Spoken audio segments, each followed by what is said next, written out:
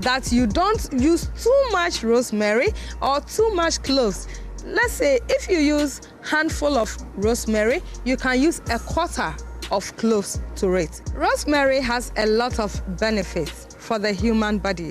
It supports your immunity, it supports your digestive system, and it helps relieve bloating and gas and indigestion. So if you have, you know that you have indigestion and it's causing some rumblings in your tummy, just get a teaspoonful of rosemary and steep it in water and drink in the evening. It will relieve you of your indigestion.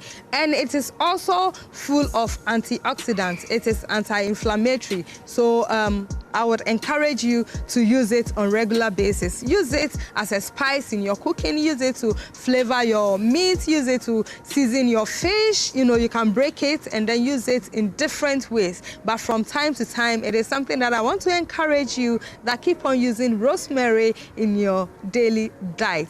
Thank you so much for sticking and staying with Home Tips with Mira. From time to time, we'll bring you more interesting and exciting episodes. So keep on using rosemary for your hair, for maximum hair growth.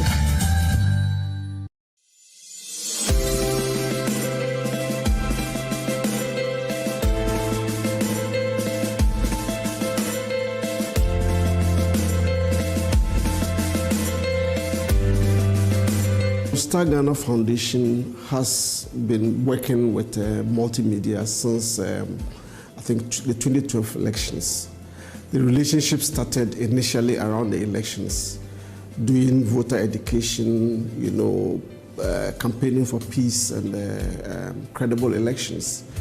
But based on the quality of work, based on the impact we achieved with the 2012 elections, we expanded our relationship to cover other areas, promoting health, inclusive access to quality health and education. And it's been an amazing journey working in partnership with Multimedia. We have not worked as a partner client.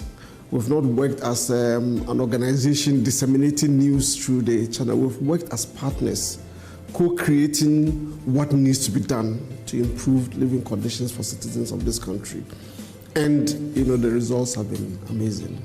Well, we've benefited in several areas, and that is several ways. And that is why I indicated that we have, over the years, co-created what needs to be done. So whatever has been done has been a result of a discussion as to what our common vision is and what we each bring to the table.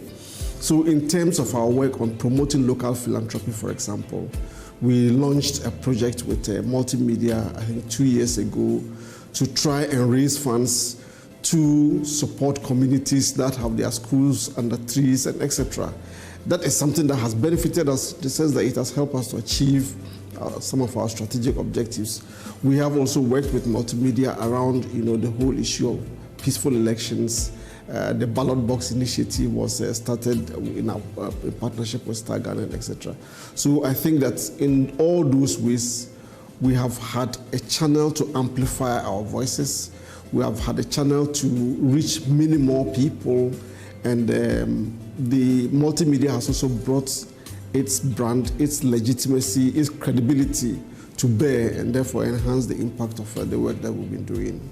As long as we have issues with the governance of our country, as long as we have women and children not accessing good health, as long as we have children not performing in school, not being able to have access to quality education, there will always be a need for the partnership between Multimedia and Star Ghana, and indeed other civil society organizations.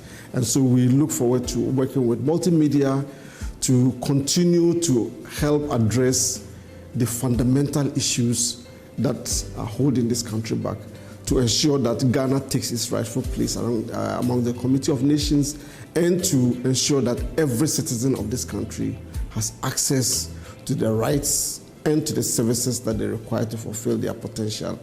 I should also add that I'm a judge, the chair of the panel of judges for Multimedia's Joy FM's Impact Makers projects. And that has also been an area where Multimedia is achieving huge impact through that project, people are being encouraged to step up, to contribute back to their communities, and to inspire others, and to address the issues of community development. And I think for all these things, we owe Multimedia a very big debt of gratitude. As a Ghanaian, as the Executive Director of Star Ghana Foundation, as a very ardent listener of your stations and programs, I would like to congratulate Multimedia on its anniversary, the 30th anniversary, to say you have achieved so much within the 30 years, but also to say that there's so much more to be achieved, there's so much more to be done, and all of us look forward to working in partnership with you to ensure that we continue to impact lives and to improve the lives of ordinary Ghanaian citizens.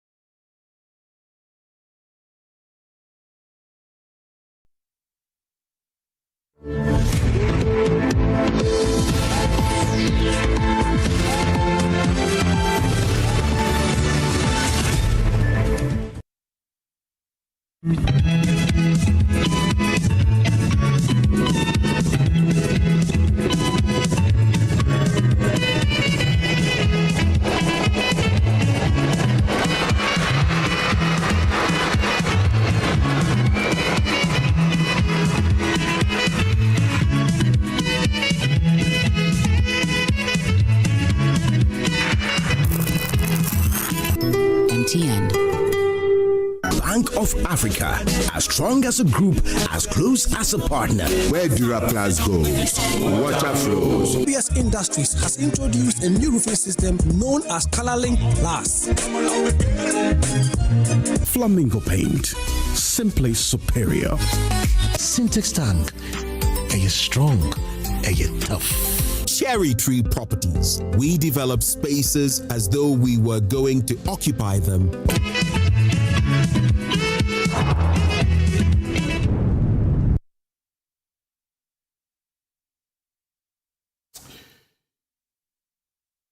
"31 people are said to have been killed in Gbenyiri. It's in the Savannah region, in the Sola area. But the residents are telling us that those who have been killed should be more than 200. 48,000 of the residents have been displaced.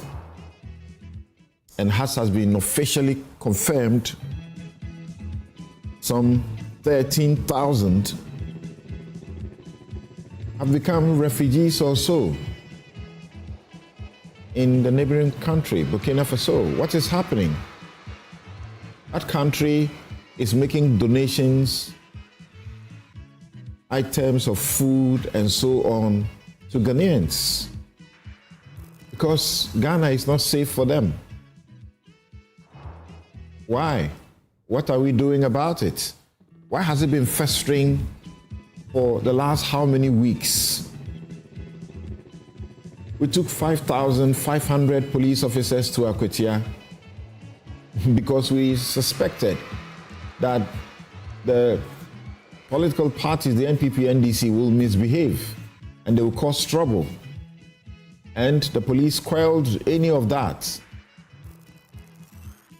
How many thousands have we deployed to Gbenyiri? Yeah, that's my question.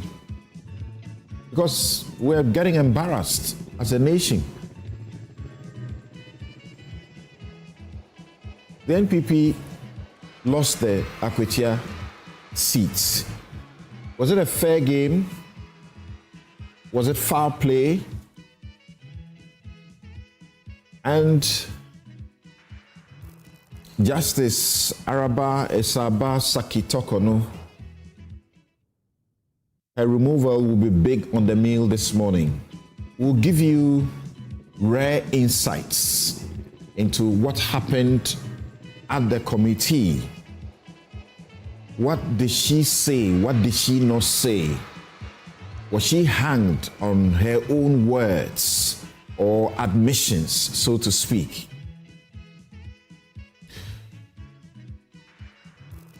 At paragraph 405 of the petitioner's legal submissions at the end of the committee hearing, at page 106, they say that the evidence adduced in the proceedings before the committee show a Chief Justice who has engaged in the most wanton exercise of administrative power, her penchant to lie, mislead the committee, and dismiss with levity fundamental issues about the way she exercised her administrative powers.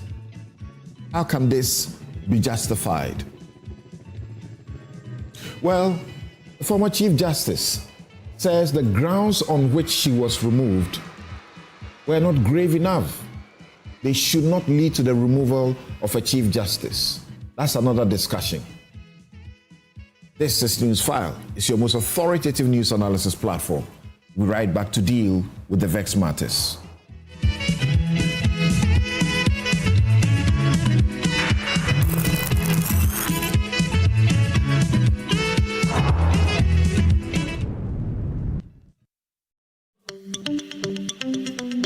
Good business means seeing the possibilities and maximizing opportunities. Making sure you have a responsive support system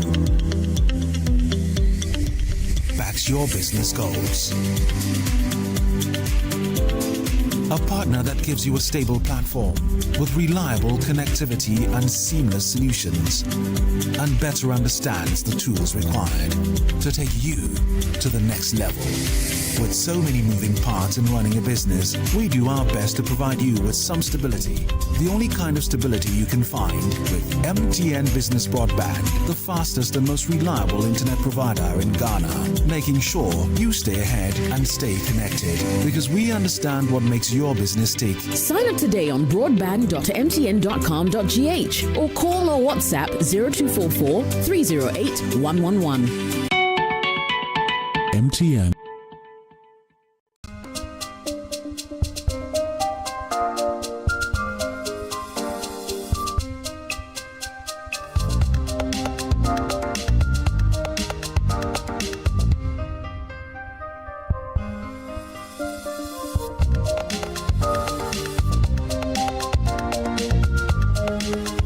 Miss VIP. Magnetic Perfumes.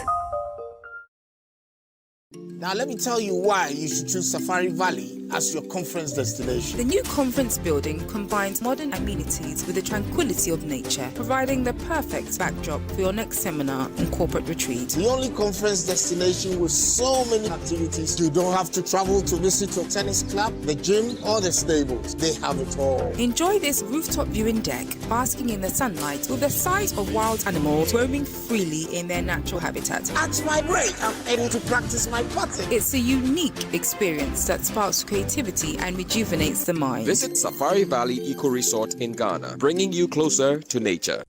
Let's talk hemorrhoids. Hemorrhoids are normal structures located in the anus of all mammals. But it is only man who suffers hemorrhoidal disease because of the erect posture we have assumed and the squatting that we do to empty our bowel. Hemorrhoids consist of a special type of blood vessels which fill with blood when we are moving our bowel and help to cushion the anus against the force of transmitting the stool. Afterwards, they empty their blood, collapse, help seal the anus to maintain continence. Over time, these vessels lose the elasticity of their walls, become dilated, permanently filled with blood, leading to congestion of the hemorrhoids. The symptoms of hemorrhoids are bleeding and prolapse of the hemorrhoids when passing stool, itching and feeling of warmth in the anus and anal discharge. Laser, ligature, and longo are the modern, minimally invasive, most effective and painless methods of treating hemorrhoids today. Muntaba Hospital, first Ghana Colorectal Center, in to serve a peculiar health need. For decades, we have helped businesses connect with their trade partners all over the globe. From Ghana to Burkina Faso, Côte d'Ivoire, Benin, Togo, Senegal, China, Morocco, France, Netherlands, and many other countries. We have made it possible to bring Ghana to the world.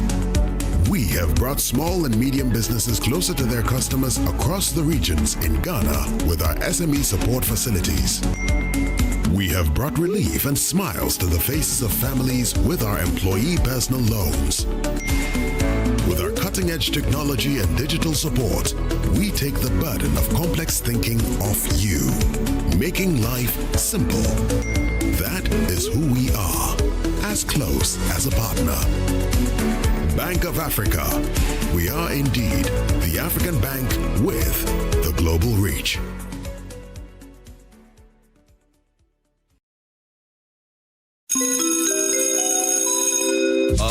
Announcing Ghana's first unlimited photocopier leasing. Yes, from just 983 Ghana cedis, you can lease a multifunctional photocopier and print unlimited. Yes, unlimited and free paper every month. Guess what? That's not all. Toners, repairs, and maintenance all are free. And oh, I'm not kidding at all. And we cover the whole country. Yes, the whole country. What are you waiting for? Just visit us at www.valixlease.com or call 0244 644048. Remember, terms and conditions apply. Valix Lease, affordable document management solutions.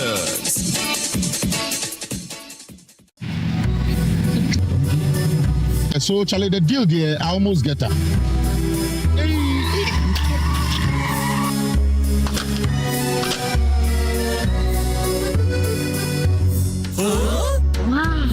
Syntax pipe, as tough as it can get. You get so sorry with your back, sorry. Oh, what you was that thing? What the cat never want me with your Hey! Now I'm pipe. Between the Cafe and Cabo. Hey, madam, pipe menu. Hey, Syntax pipe. Metono, Omukacham send a word pa. Say a fee, say a foam. The other pipe we be a yannick gum. Syntax pipe. Why, Eliki? Come, madam. From today, Syntax pipe in my pipe. No two ways. When you know, pipe Ben Abe Yusu. SINTEX pipe. Syntax pipe. In a carry water. No, hala.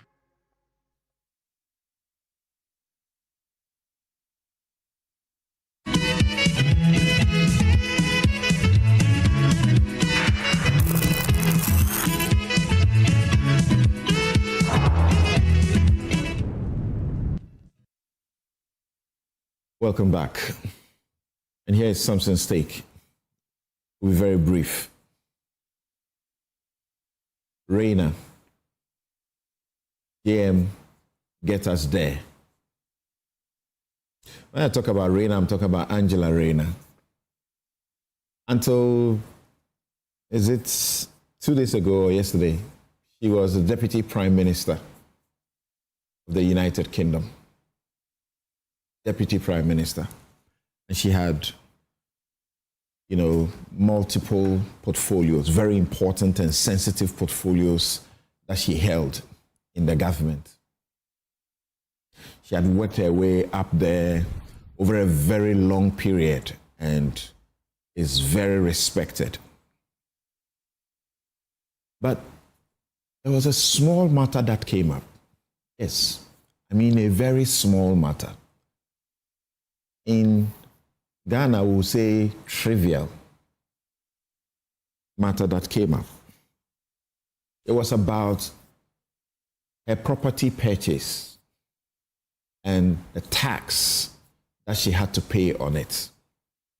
Actually, stamp duty that she had to pay on it. She got multiple advice about it. And there was a standard tax that she thought, as has been advised, she could pay, which was less than a certain amount that she actually has now been found she should have paid, and which she is ready and willing to pay. It's being quoted between about 40,000 and 50,000 of 50,000 pounds. Now, when the matter came up for public discussion, she responded, explained herself that genuinely she had no idea that she had breached any process, because at all times she acted in good faith. Now, there is an independent investigator that works on the ministerial code. There is a ministerial code, just like what John Mahama has done for his ministers, the code. And there's an independent person appointed to investigate the ministers when they breach it. I think President Mahama should have one such person. It can be one, it can be two. An independent person, not a party person who will seek to protect people when they do wrong or breach the code. As it is now, the ministerial code we have in Ghana, we don't know who is policing it, if anybody is policing it at all. The last time there was this issue with Sami Jemfi, we heard the chief of staff saying that he's been cautioned. What went on? What investigation did he do? What report did he generate? So, this former deputy prime minister said, okay, since you're talking about this and I'm not too sure what exactly it is about, let me surrender myself. So she herself referred herself to the independent investigator to look into her case. She did it. Of course, there was some pressure from media. She collaborated with the independent investigator, who came out with a report. And all of this happened in a matter of about 3 days or so. Within a week, everything was done and dusted. The verdict of the independent investigator is that she acted in good faith, and the tax that she needed to pay was a matter that was very complex. So you can't really fault her.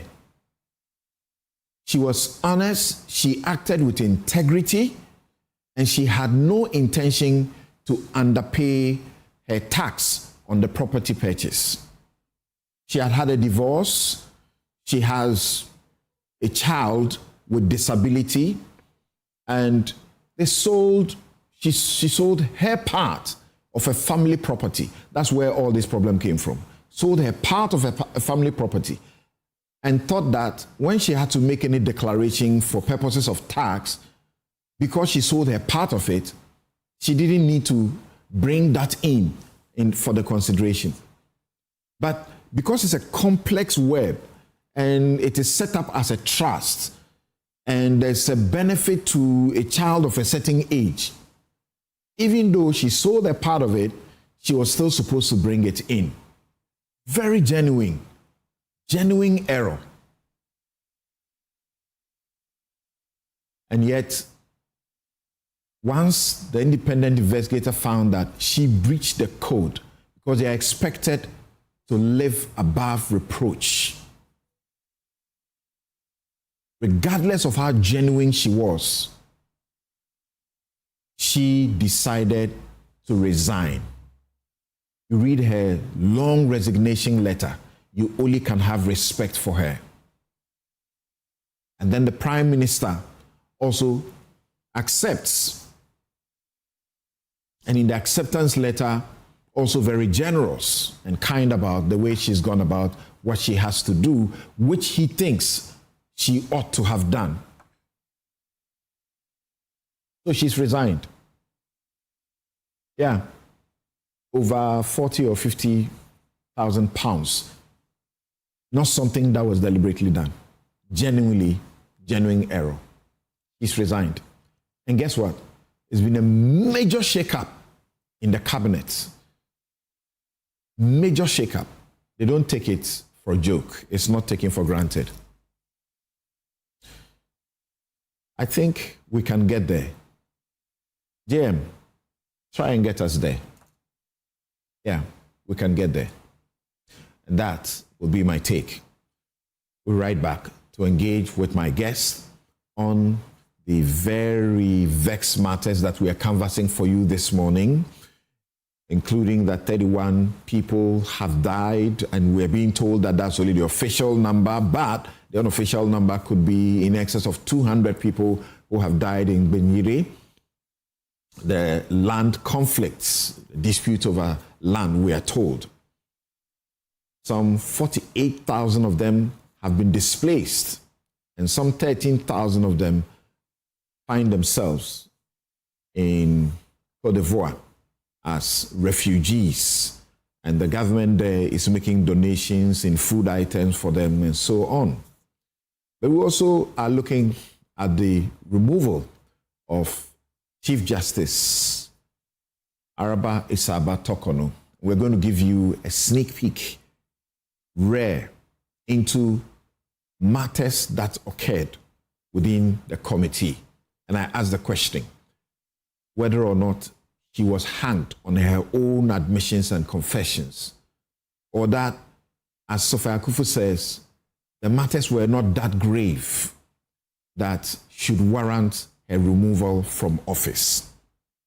I read a small part or the conclusion of the address, written address of the petitioners to you. I repeat that. It says the evidence adduced in the proceedings before the committee show a Chief Justice who has engaged in the most wanton exercise of administrative power, a penchant to lie, mislead the committee, and dismiss with levity fundamental issues about the way she exercised her administrative powers. How can this statement, so emphatic, be justified in the context of what happened in the committee? We'll be right back.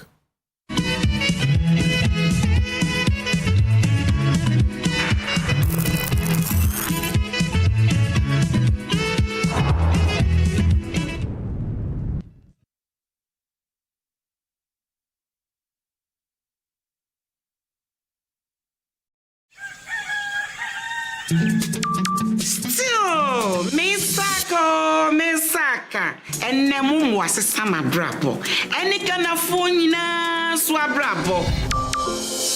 Misaka pensions, Caro. Misaka or the Sika.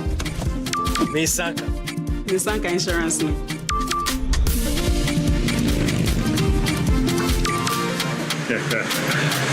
Misaka loan.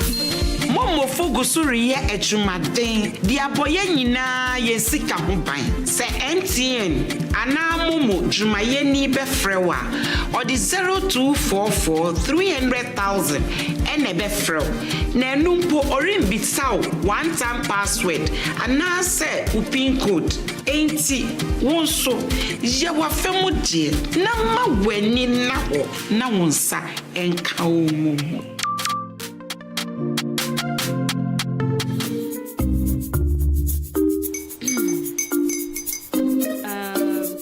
His uncle are almost here. Wait a minute. This one too, your friend Kwame. Wait, Kwame. As in the same Kwame again? Yes, mommy. I'm the second coming. Into all this tension just to reintroduce that broke boy from Kaswa. Why would you deceive the family like this again? Now I understand the whole delay. Troll from Kaswa. Why wouldn't he be late? Obey him later. Of course.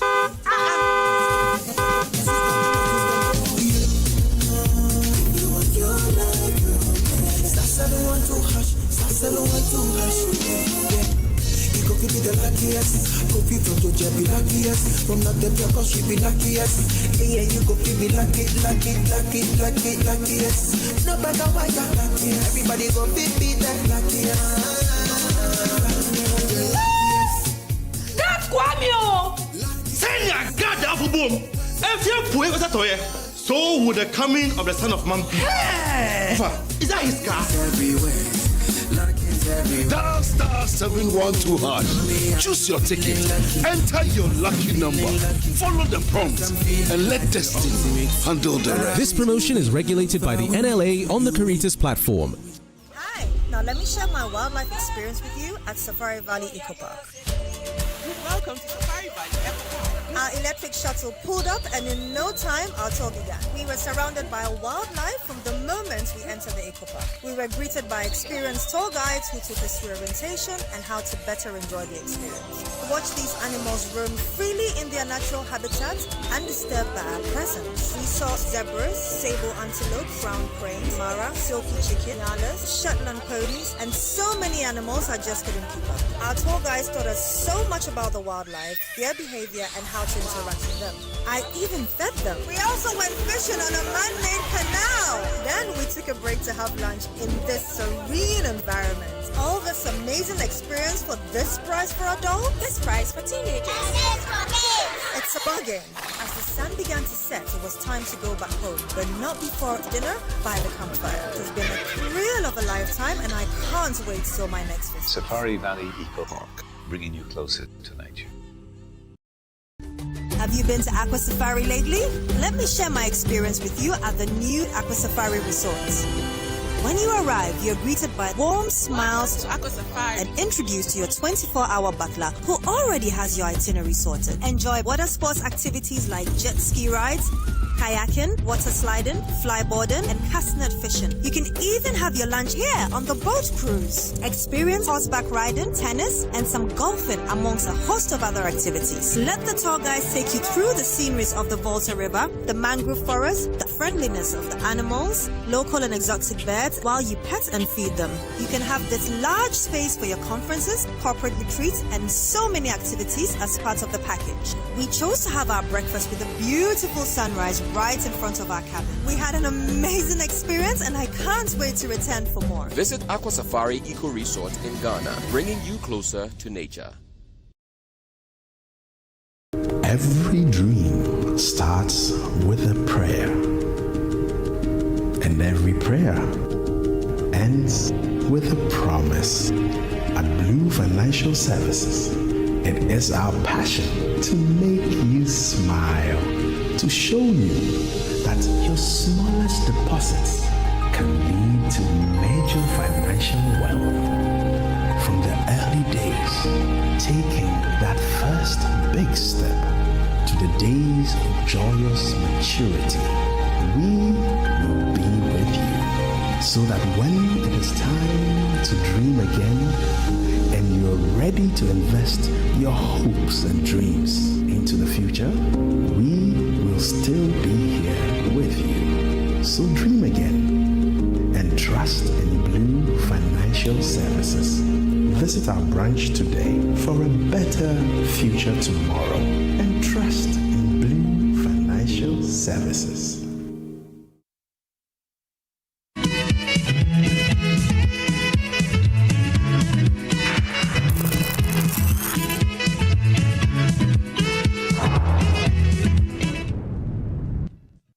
I'm very sad about it. It has really saddened me. And maybe in a way, I feel very distressed by it. Yes. Mm. In terms of the conclusion that was reached, where the matter has journeyed from, is the sadness as a result of the conclusion, or you have questions about the procedure that took place before that? The sadness is about the whole process. My sadness is because as far as I'm concerned, it was a very unnecessary. We have been taken through a very unnecessary situation, and which, as far as I'm concerned, and that is my honest and candid view, this has so weakened the institution of the judiciary. It's not so much the individual who occupies their position. It is the institution. That is what I'm concerned about. I mean, what informs the conclusion that it's an unnecessary process? I mean, we have heard even government spokesperson make the point that a petition was sent, a committee in line with the constitution was set up, they've looked into the matter and they've come to a conclusion. Which aspect of it, what specifically makes it unnecessary? I think that, you see, there has always been something wrong with Article 146. And particularly with the procedure that it sets out, and especially as it regards the position of the Chief Justice. In the Ajay case, I took the opportunity to reflect on that weakness that I noticed. And are these, and these are not so to me, they lack the gravity. They lack the gravity that would lead to a grave outcome, such as the removal of the head of an institution of justice.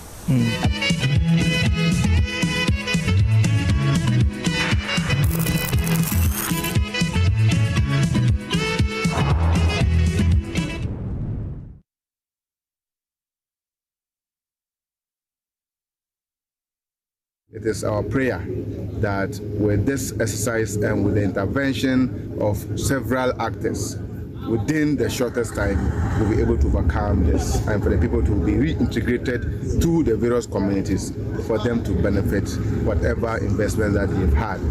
Truly, from the interactions, it is clear that the ownership of land is in the hands of the king, the Gbenyiri, and his paramount chiefs, and none.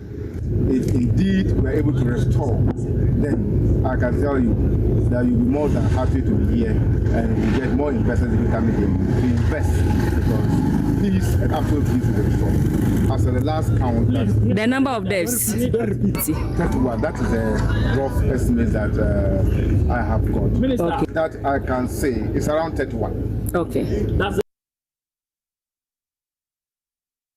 Right.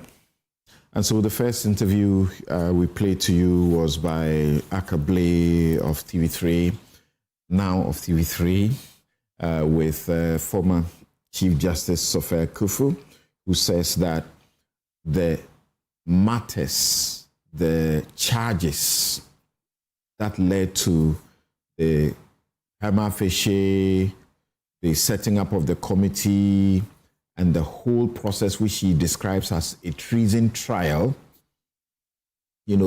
was so unnecessary, and that the bar has been set too low for such office holders. It has to be elevated.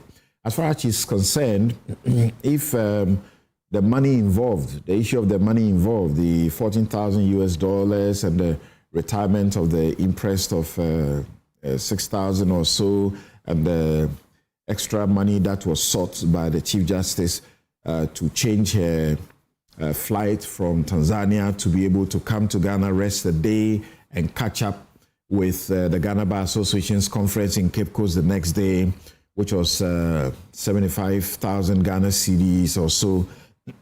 That all of that, as far as she's concerned, as in Justice Sofia Kufu is concerned, these would normally perhaps attract an auditor's attention and then the auditor will, flag it, and then you'll be asked to make a refund, and then you refund, and then the matter should end there. But it shouldn't lead to a charge towards removing the Chief Justice. And many have focused on this part of the charge of financial impropriety. But we still need to refocus the discussion this morning to not stay with the charge of impropriety, because if you look through the entire process, it does appear there were even other aspects that may have been deemed to be graver, even though this one, the petitioners demonstrates in their written address to the committee that, first of all, she was not entitled to it. Husband and daughter were also not entitled to it, and to even get per diems in addition to that.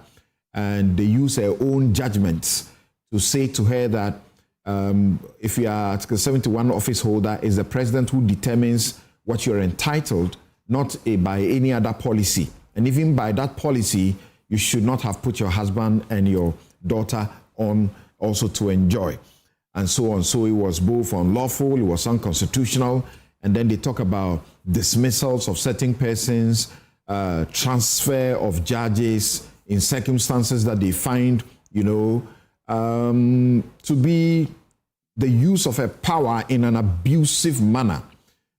Persons who had been investigated and found not to have committed wrong and needed to be reinstated, and she ignores, according to the process, she ignores the orders or the findings of the committees.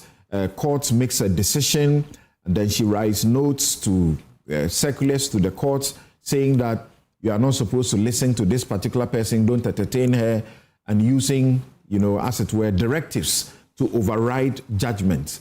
So they raised several of these in the petition, and we should not forget about all of them.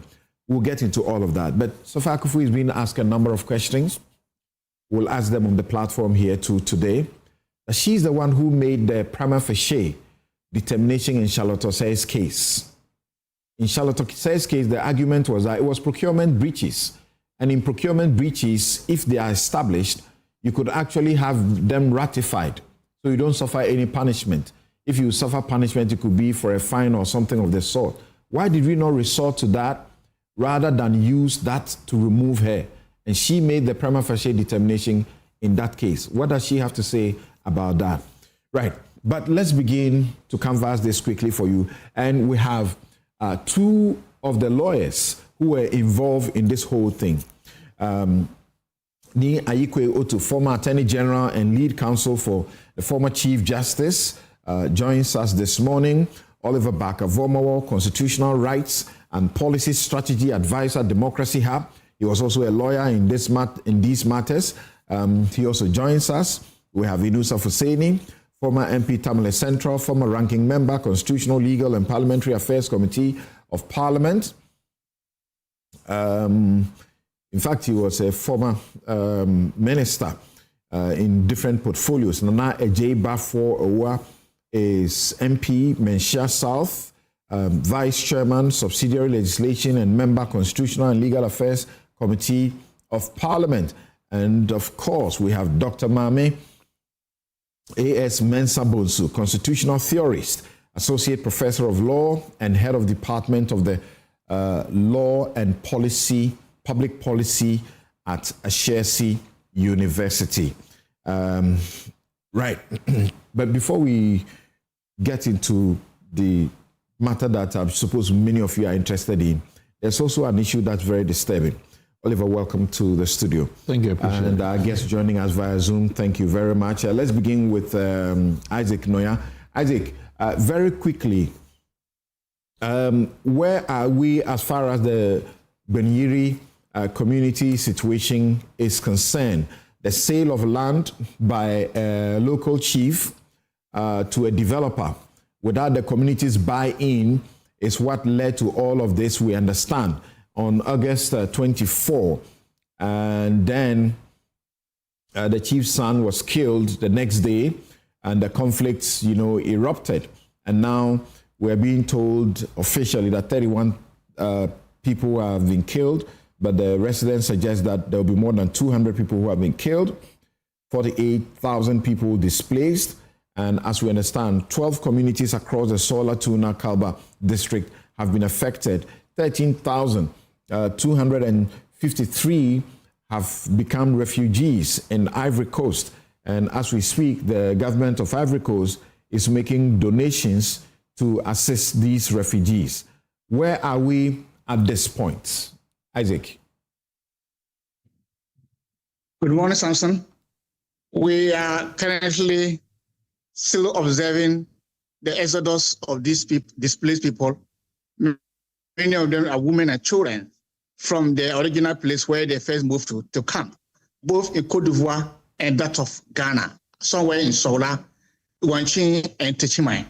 I will speak, many of the displaced people, close to 48,000 plus, who were originally at the Sola, registered and based at the Sola camp, have moved out, leaving 1,700. And these figures have been confirmed by the Ghana Red Cross Society, who are actually doing the coalition of all these numbers and then making sure that they put the record outside there. So currently, many of the displaced people have relocated, mostly to Upper West, Bono and Bono East regions.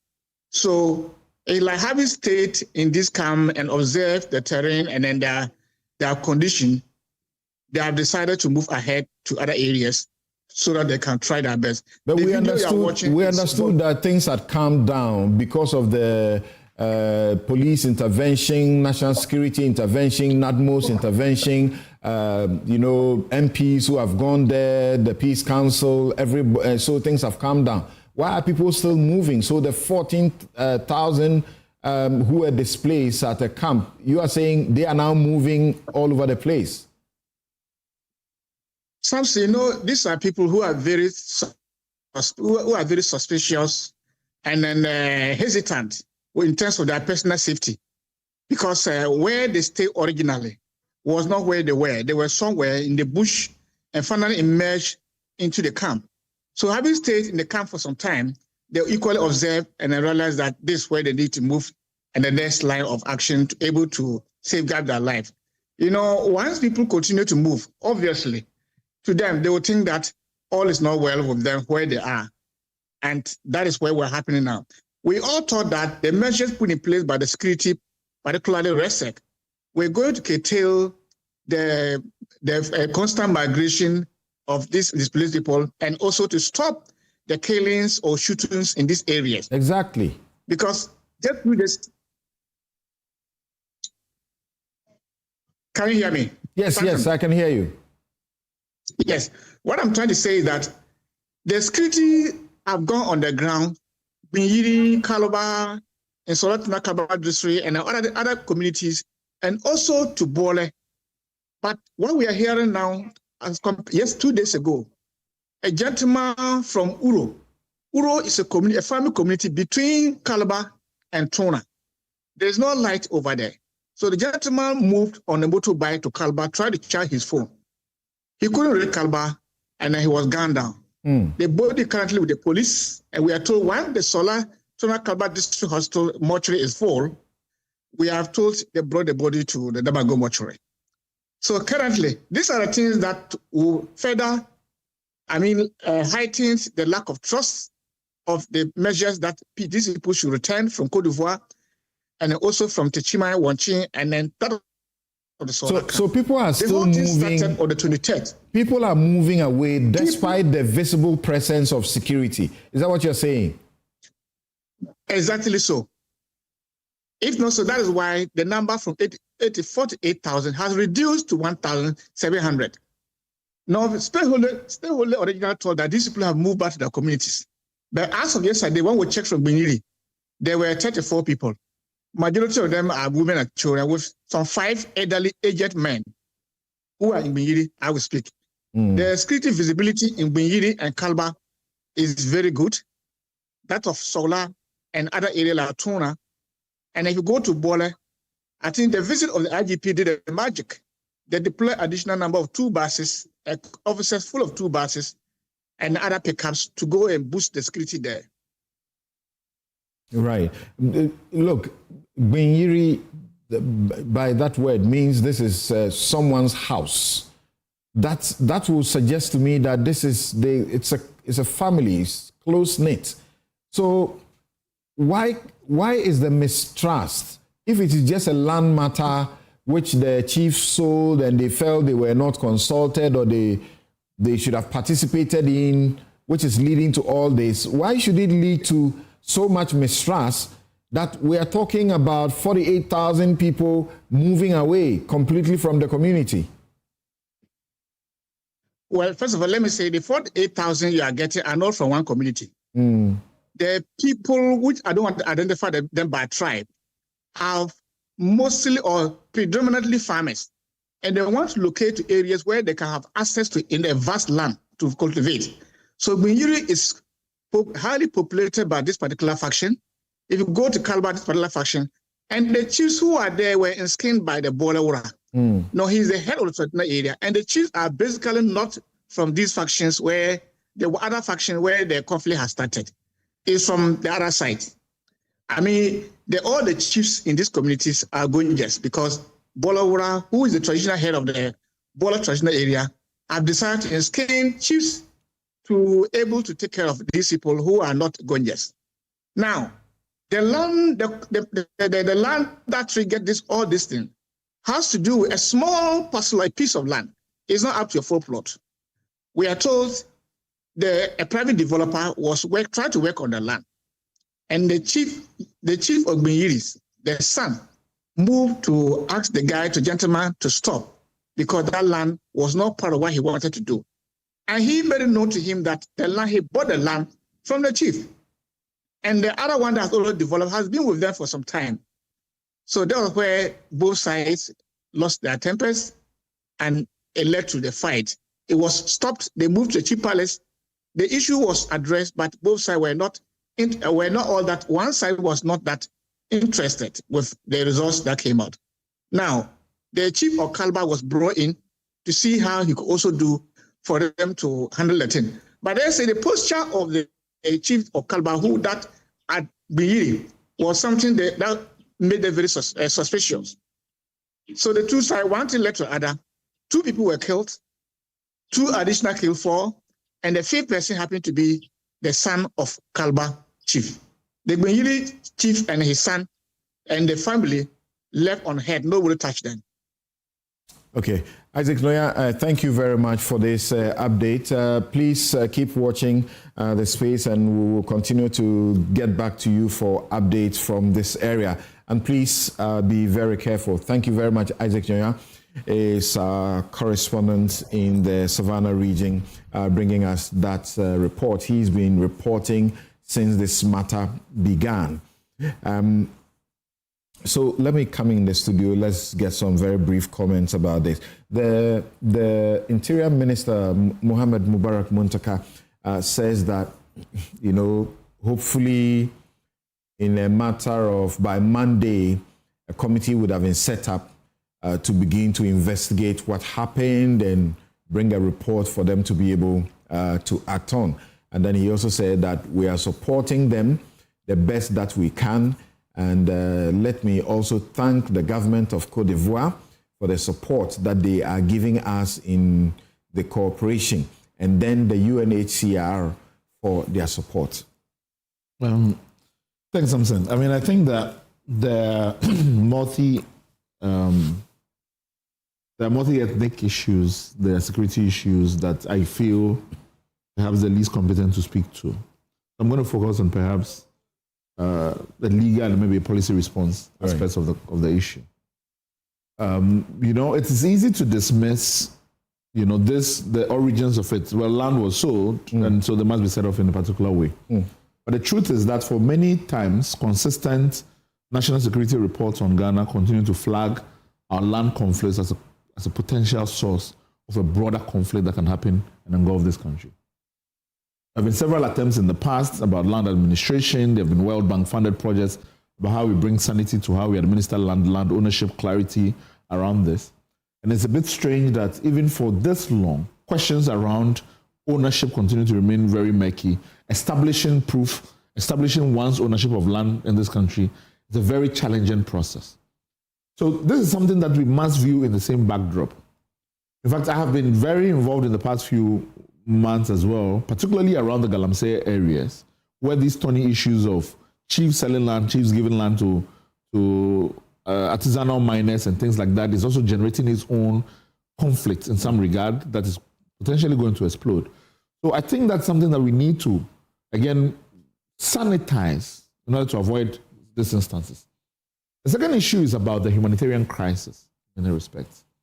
And in fact, in the beginning, and for many of the accounts that have been said, it seems that the government's own responses to the humanitarian crisis has not been up to par in terms of how we deal with this. Even in terms of the lateness of our coordination with our colleagues on the other side of the border in Côte d'Ivoire, in terms of how we respond to the folks that are coming in and how we deal with them, it's a big concern. But this is not a situation that you want to perpetuate. This is not turning a refugee crisis point that we want to create, particularly considering that, again, there are food security issues. So many of the communities are in many respects food baskets for the regions and beyond, that if these people have left their farms unattended, they cannot continue for a long time. Right. So that's something that we have to be able to bring sanity even before, and even as we think about the humanitarian aspects of people need to get back to their homes and getting back to their lives. The next point I'm a bit interested in as well is in terms of reportage and coverage of this. So I don't know whether it is our fascination with by-elections in most respects, that this was happening at the same time as the Akwatia conversations. And if you look at the extent of coverage Akwatia gets, it's completely disproportionate to what the loss of lives at the scale in which they were happening in Gbenyiri and the surrounding areas. And as a people that made such a meal out of the people that died in Techiman, I don't know whether the fact that it was, again, election connected, that we have a particular penchant for dramatizing election-related issues. But this is a huge crisis.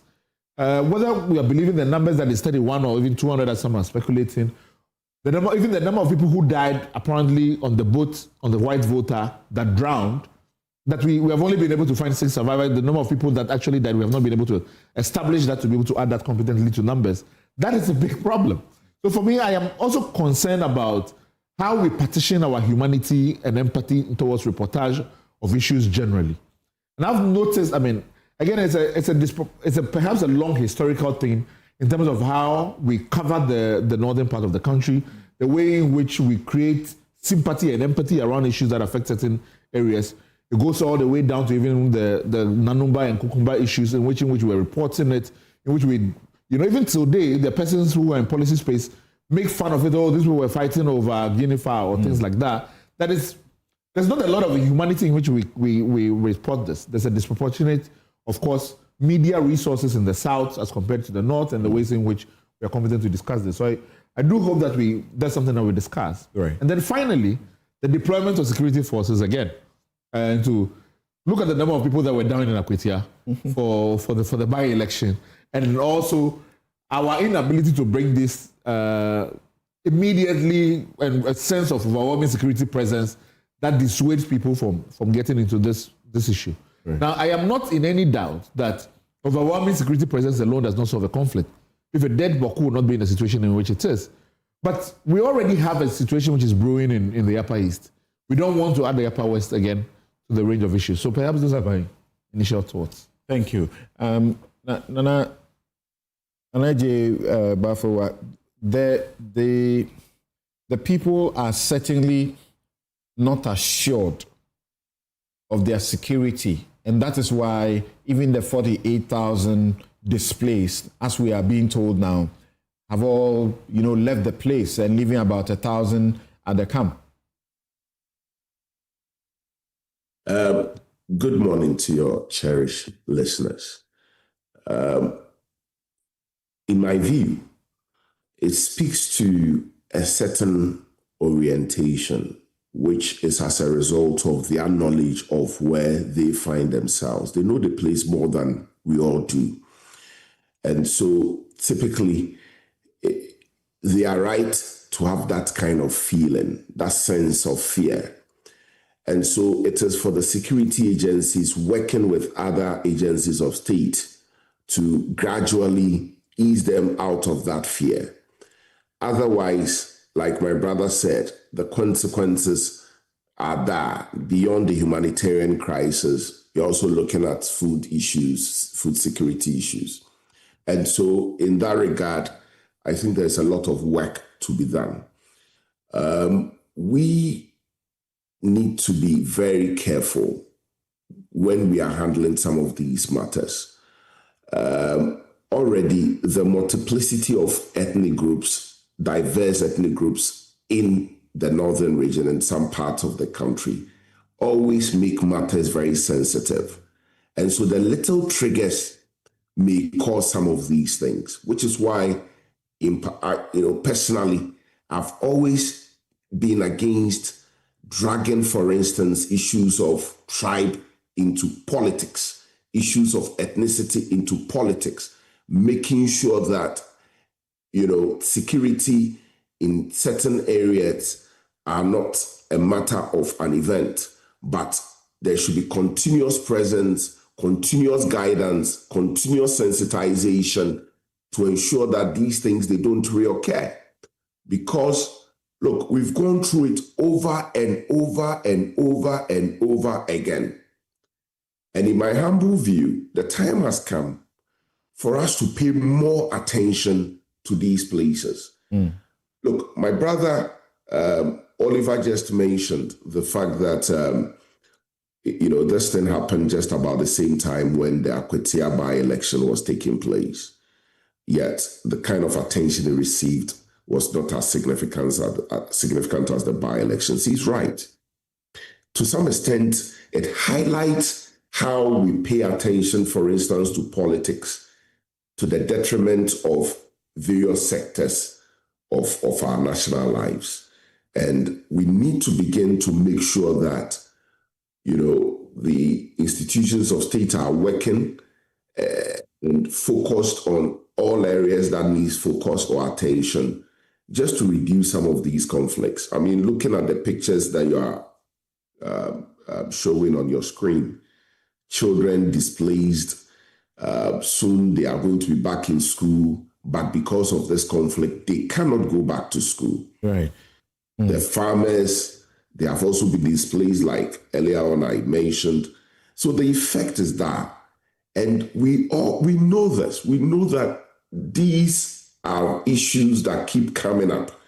And so as a nation, whilst we always prepare for refugees from other countries, we don't seem prepared to deal with situations like this, even in our own country. And it is very unfortunate. We seem to, concern about others, and not ourselves. Okay. So we need to start paying attention to ourselves, particularly places where these things are prevalent. Right. And then make sure that there's a continuous process to ensure that proper integration is done. People are less sensitive about certain things so that they don't reoccur. Right. Mr. Akwetu, as a former ambassador, how do you feel about this? That as we speak, the government of Cote d'Ivoire is taking care of 13,000 of our nationals because they don't feel safe in Ghana. Well, thanks for having me. I've listened to the two earlier submissions made by my colleagues. I think that although we got the impression that the whole thing started from a sale of a piece of land, it appears it has wider dimensions, because why are so many other ethnic groups involved in what is happening and shooting and what? Is it a land matter? Is it a chieftaincy dispute? Are there ethnic conflicts between the people living there? Then we may have to roll back and think once again. During the Nkrumah era, we thought that it was too hard on chiefs. And so in our subsequent constitutions, we tried to insulate chiefs by saying that we're now going to give them judicial committees to hear their cases. Yet, if you look at what is happening there, it's a pity that they do not have budgetary support. And so most of the cases are not just, being heard. I have been involved in the Gamanche case. We've gone to the Dodowa, Greater Accra Regional House of Chiefs being a paramount case involving a paramountcy. And almost every time the case is adjourned, there's some reason one way or the other why the chiefs cannot gather. And beneath all this, they tell you that there's no budgetary support. I believe that if we want to really insulate them and tackle chieftaincy matters seriously, then we need to give them the necessary budgetary support to enable them do their work. So what is happening, I believe, is not just a matter of one piece of land that has been sold. I mean, who is shooting who? I don't think I heard it right, but somebody was sitting on a motorbike and they were shot. Who and who are fighting? So apparently this developer already, occupies a part of this land and was seeking to do an extension of his kiosk. A kiosk that he intended to do an extension to it. And the chief's son, came to question him, and then that led to all of this. So that is what I'm saying. It's not that simple. Right. It's just the chief's son says, please, you can't get here because this is not part of what was sold to you. Where did the others come into the fray? Why? Somebody sitting on his motorbike to go and check something and he shot. He was not part. So why all the displacement? What is happening there? I think we need a committee of inquiry into a very serious matter of national importance, that people are dying. And as you rightly pointed out, refugees are being created left and right. And like all the others have said, it will affect the, the food and production in the area. So we just cannot. And of course, where police cannot help, we are told that the military should be brought in. So we need to bring it down, whatever it is that is happening there. I mean, what firepower do they have there? Some single barrel, guns and the rest. So let's move in and make sure that this thing is calmed quickly, and then we set up a committee of inquiry to go into the matter. And if there are chieftaincy and land issues, we deal with them once and for all. So now that the people are living in such, large numbers, deserting the entire community, is it still important to have, a good numbers of police there to do what? Of course, if they are to stabilize the situation, why not? You have to bring calm to the area first. Give the people confidence that, look, they can be protected by our security agencies. Then, even if you ask them to return, they can return, because some of them may have some stories to tell if a committee is set up. So I still believe that we need to secure the place and bring peace to the area. Right. Thank you very much, the Honorable Iko. We take a quick break here, and when we return, we are going into the removal of Justice Gertrude Arabai Saba Tokonum and the matters arising from that. We're looking at the facts, the law, and the politics. We'll be right back.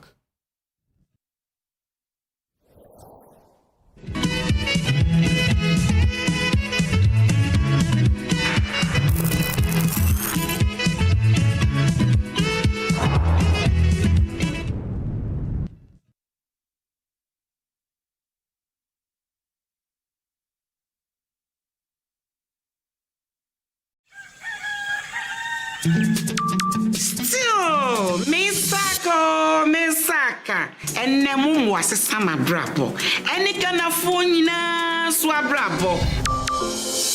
Misaka pensions, Caro. Misaka or the Sika.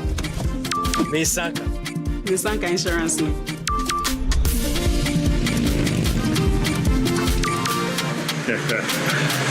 Misaka loan. Momo Fogosuri ye ejumaden, diaboye nyina ye sika ho ban. Se NTN ana momo jumaye ni befrewa, or the 0244 300,000 ene befrew.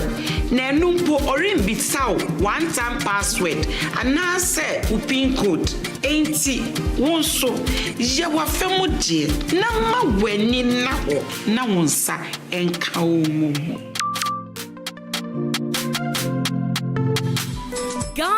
The wait is over. The grand finale of the Energy Commission Senior High School's Renewable Energy Challenge is here. Watch as 6 outstanding schools, Presbyterian Boys SHS Presekli Gone, Adidome Senior High School, Ahantaman Girls Senior High School, Ola Girls Secondary School Kenyase, Damongo Senior High School, and Dabopa Technical Institute compete for the ultimate title of Ghana's Clean Energy Champion. Join us on Tuesday, 7th October 2025 at the Accra International Conference Center at 10 a.m. Who will rise to the top?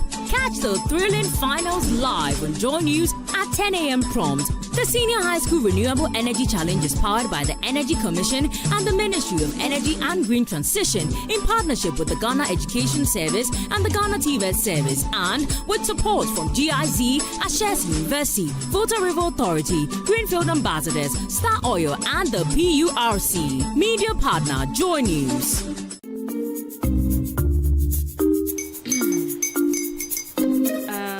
Kwame and his uncle are almost here. Wait a minute. This one too, your friend Kwame. Wait, Kwame. As in the same Kwame again? Yes, Mommy. I'm the second coming. Into all this tension just to reintroduce that broke boy from Kaswa. Why would you deceive the family like this again? Now I understand the whole delay. Troll from Kaswa. Why wouldn't he be late? Or be late? Of course.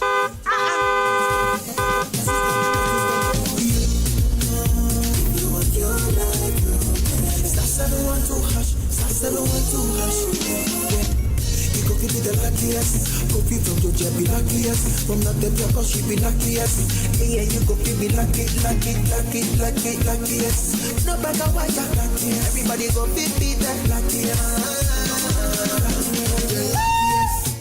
That's Kwame! Senya God the boom. If you put it toye, so would the coming of the Son of Man be. Is that his car? Everywhere. Dial star 712#. Choose your ticket. Enter your lucky number. Follow the prompts and let destiny handle the rest. This promotion is regulated by the NLA on the Caritas platform. Join us for the 4th Made in Ghana Bazaar by the Ministry of Foreign Affairs with its stakeholders at the Accra International Conference Center. 5th to 7 September, 9 a.m. to 7:30 p.m. daily. Themed, Championing Economic Diplomacy, Connecting Producers, Markets and Opportunities. Exhibitors include Ghanaian businesses and embassies. The bazaar promotes Ghana's products abroad and fosters international trade. Enjoy Latif Abubakar's Ghana Must Go and other vibrant entertainers plus free entry. Sponsors Ghana Exim Bank, GNPC, Green Opal Properties, Zonda Tech Ghana, Ghana Export Promotion Authority, GRA, Free Zones Authority, Ghana Shippers Authority, Upsol Consult, We Shop Africa, and B5+. Beverage partner, Twillium Industries, Clothing partners, ATL and Wooden, official media partners, GBC, Multimedia, and SP Agency. The 4th Made in Ghana Bazaar at AICC, 5th to 7 September. Connect and promote Ghana's goods to the world.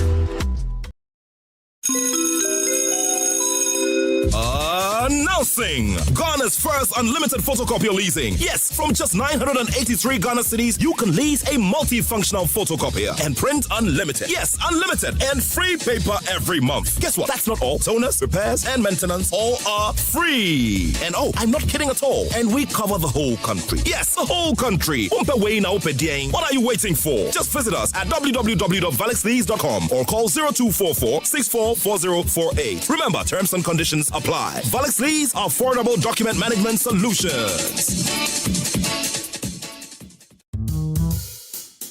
Smile, Look lively, okay? Smile, smile.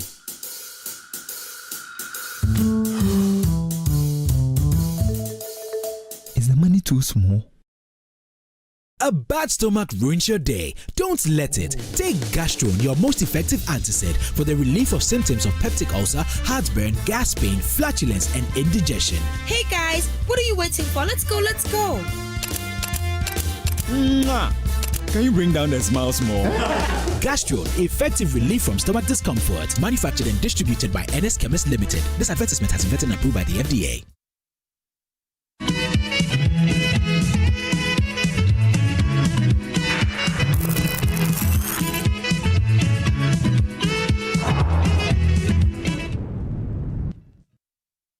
You're welcome back. This is Newsfile. It's your most authoritative news analysis platform. And here on Newsfile, we put Ghana first. It's brought to you by Bekande sponsorship of Bank of Africa Strong as a group, close as a partner, MTN, everywhere you go. Ashesi University, educating ethical and entrepreneurial leaders for Africa. Robert & Sons Optical Services, your comprehensive eye care service provider for 33 plus years. My Way Insurance. Dial star 165 hash on MTN to join My Way today. Syntax Tanks. It's strong, it's tough. Activa International Insurance. Our clients, our passion. International Facilities Management Association. They are proud to be associated with your most authoritative news analysis platform, Newsfile, and Safari Valley Eco Park, bringing you closer to nature. Now, on the 1st of September 2025, we had a release from the presidency under the hand of Felix Kwakye Ofosu, MP spokesperson to the president and Minister Government Communications, and it said that the President John Dramani Mahama has, in accordance with Article 1469 of the 1992 Constitution, removed Chief Justice, Ladyship Justice Gertrude Arabai Saba Saki Tokonu from office with immediate effect. This follows receipt of the report of the committee constituted under Article 1466 to inquire into a petition submitted by a Ghanaian citizen, Mr. David Ofori. After considering the petition and the evidence, the committee found that the grounds of stated misbehavior under Article 1461 had been established and recommended her removal from office. Under Article 1469, the President is required to act in accordance with the committee's recommendations. And soon after that, we began to intercept letters, or a letter, also dated the same day, and it is notification of removal from office. Ladyship Gertrude Arabai Sabasaki Tokono, Chief Justice of the Republic of Ghana, and it is signed by Callistus Mahama, who is Secretary to the President, and then subsequently there is also, a fiat or a warrant to that effect, announcing that the Chief Justice has been removed. And in that letter, it states the grounds on which the committee found that she could no longer continue in office as the Chief Justice. Right. So let's begin to ask the questions about what has happened, and we are very, very, very privileged to be joined by two of the lawyers who were involved in the petitions. You know, there were three of them. Two of the lawyers were involved. Aiko Otu was leading the former Chief Justice's legal team. Oliver Bakavomo was also with one of the petitioners. We have Mami Mensah Bonsu joining us now. Mami, thank you very much for making time to join us. Thank you for having me. Great, great, great. We are very excited to have you, Mami. Is a constitutional theorist. She's Associate of Law and Head of Department of Law and Public Policy at Ashesi. They're doing something very, very, very important at Ashesi University. As far as the teaching of law is concerned, I had the privilege to be at the department recently, and they are teaching law with ethics in a way that makes the lawyer well-rounded.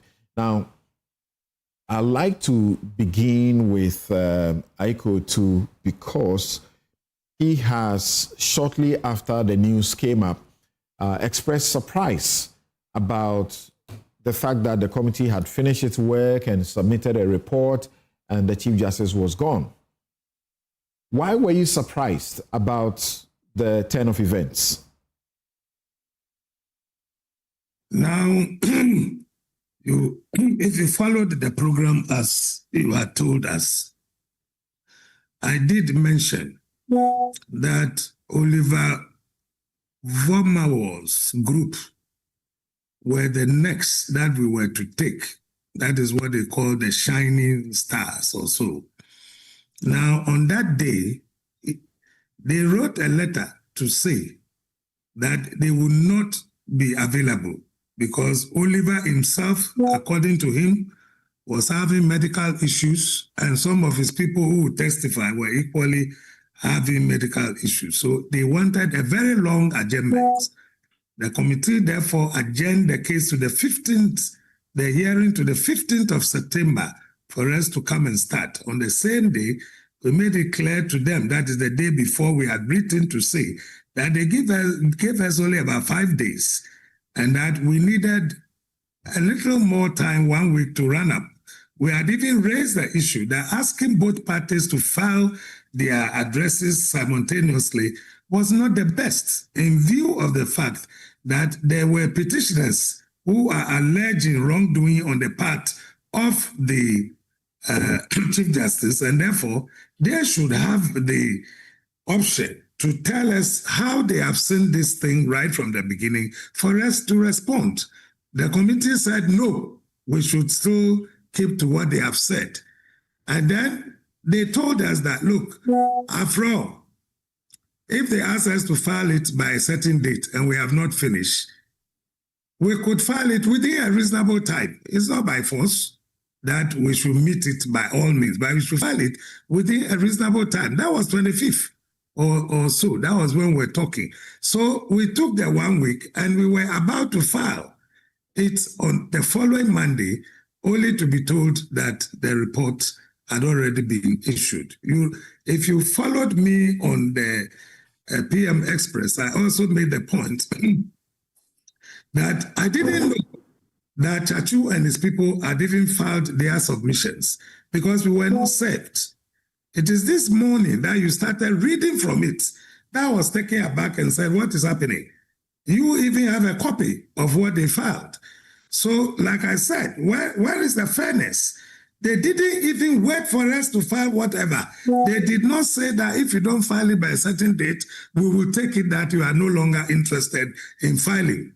But they just went ahead, apparently having prepared whatever they wanted to prepare, and went and submitted it based upon one-sided, submission. From what you are telling me now, these were the things that Chachu told them. What about our side? So they didn't want to hear what we wanted to say. Okay, so let's get to learn about the facts. You were giving the 25th of August. That is 5 days. To file your written submissions, right? Yes, yes.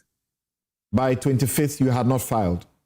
We had not, because we were preparing to start the Shining Stars 2 at the same time. But the petitioner, as in Daniel Ofori and his lawyers, had filed by 25th. Nobody told us anything. Nobody. That's what I'm saying. I'm hearing it from you for the first time because they told us we could file it within a reasonable time. But you were giving 25th. Adjourned the hearings to the 15th of September. But you had just confirmed to me a while ago that you were giving the 25th to file. Have I denied that? Right. So as I we were giving.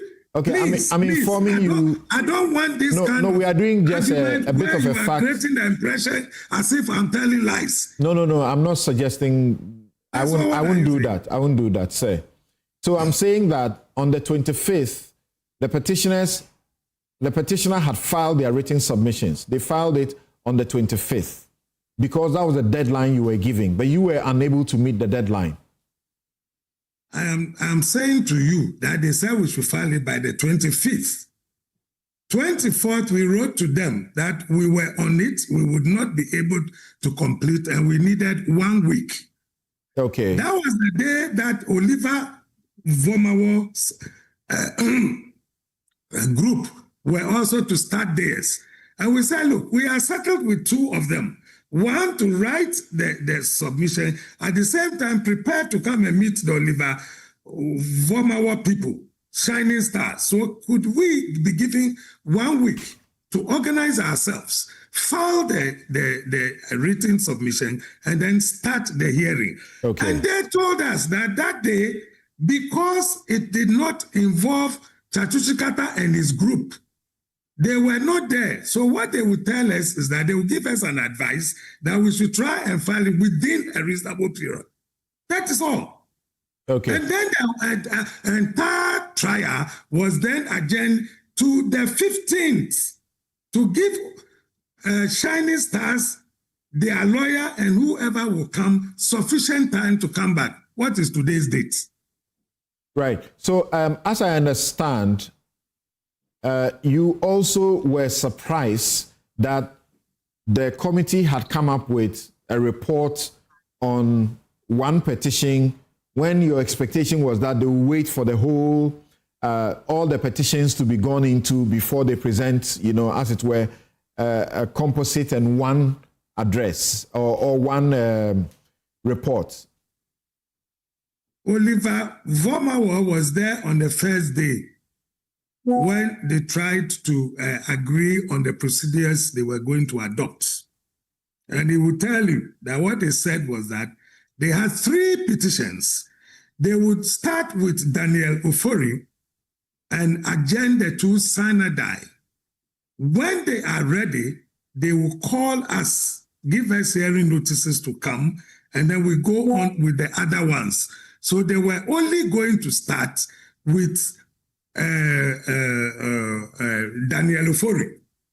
In the course of time, we received a hearing notice to appear to talk about issues being raised by Shining Stars.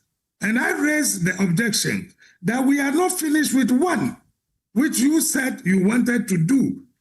Why are you now moving on to deal with these ones? He said, oh, these are just preliminary matters because they have indicated they wanted to call so many people, to subpoena so many people, and they wanted to talk to them to let them know how these subpoenas are done. Ask him, he was there with us, for example, that day.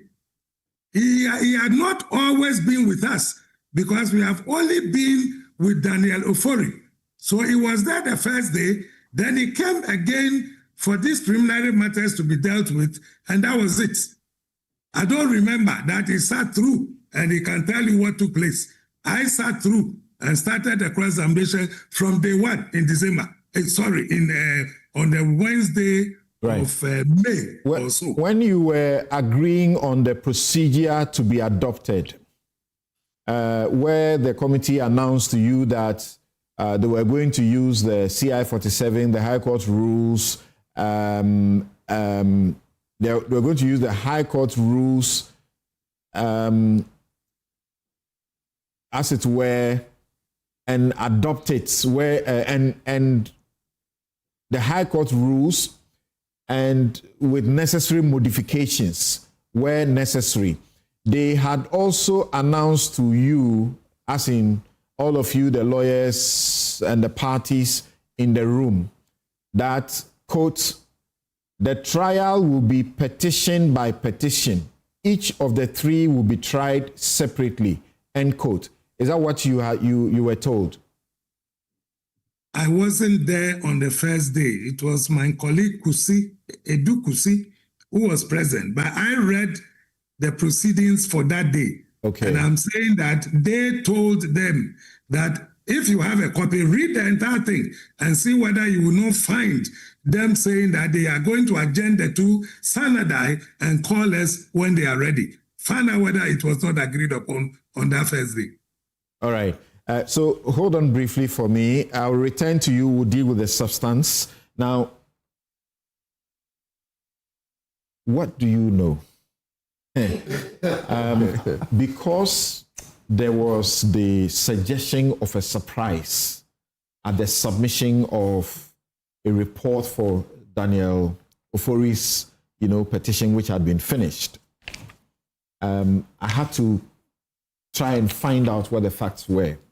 And that's what I just quoted, where the committee said at the very beginning, when the procedure was being adopted, the committee said, quote, the trial will be petition by petition. Each of the 3 will be tried separately, end quote. No, thank you very much, Samson.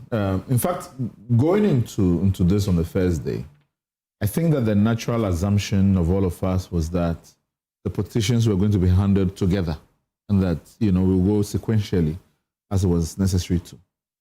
Now, in terms of setting the procedures, it became clear that the committee's view was that we're going to bifurcate the process in dealing with. And that the first time that we met was because there were common procedural issues that would affect all the petitions, then we would take all of them together. In fact, it was during the beginnings, and this later on became a subject of controversy when the former Chief Justice made the press conference as to whether or not her lawyers were given hearing. Because when Mr. Dukusi came before the committee on that day, he said that he was not there representing the Chief Justice, but he was there because he had been informed to come and investigate whether this is truly a committee.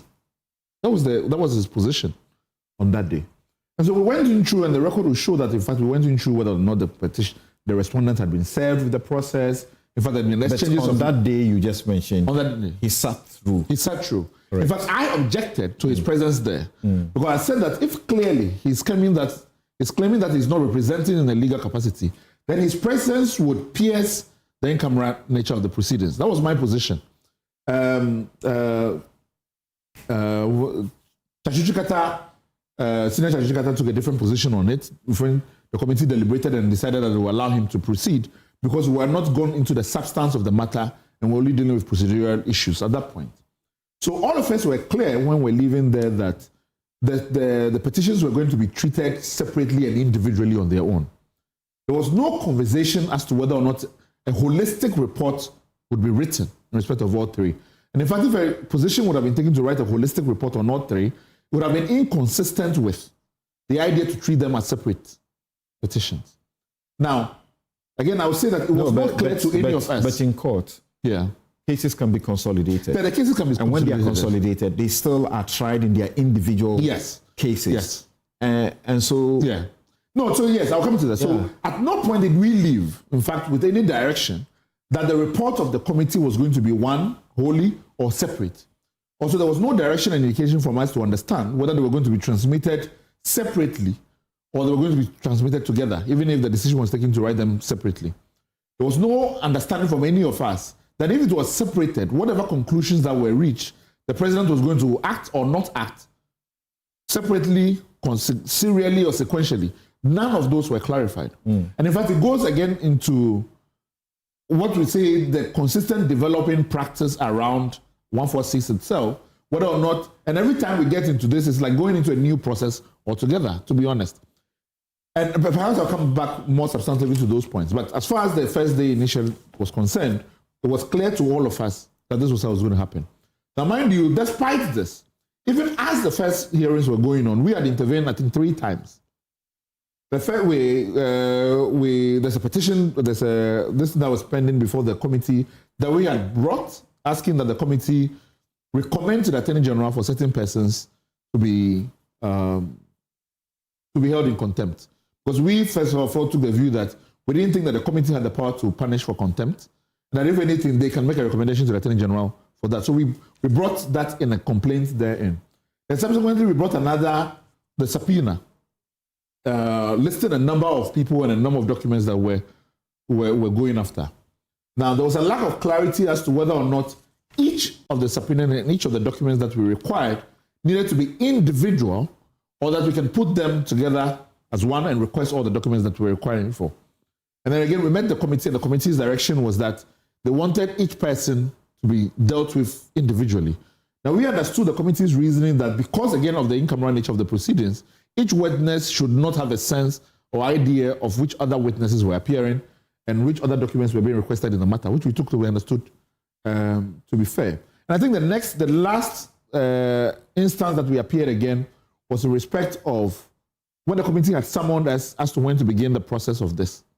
And when we then indicated to the committee that for medical reasons, we're asking for the dates to be changed. Now, the reason why this is important because the second time we appeared before the committee, we had a different understanding that we were going to start almost immediately in 2 days. That did not happen. It took about 3 weeks. And so then, because of I imagine that other issues which had appeared in dealing with the first petition, the timeline that we were supposed to appear had shifted, which meant that other accommodations needed to be arrived at. And so it was clear to us, and when we were informed, in fact, we had a conversation with the third petitioner, and we had written to the registrar that if the third petitioner was ready to go, they could take the third petitioner even before us. The third petitioner reached out and said that his understanding was that the committee wanted to continue sequentially, so they would still take the second before they take the third. So that was the conversations. Again, the report was made to the president. So this question substantively to you and to Inusa, will it not be tidier that even when you consolidate cases, 2-3 cases together, the law is that even though consolidated, they'll be tried separately. Yeah. But once they are done, because the facts in one case affects the other, it is the reason you consolidate them. Once you are done, the judges will normally perhaps give one lead judgment.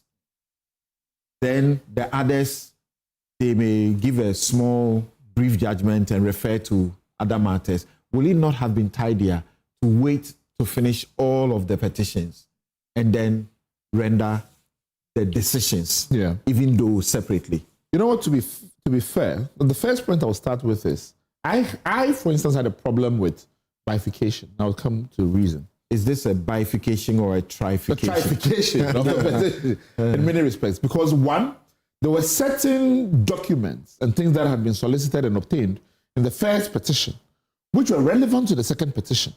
Now, we internally had to debate whether or not because they're not part of the record, essentially, as regards to us, do we have to then subpoena those matters as well? What does that augur for the length of the process and the speedy nature of which we have to deal with this?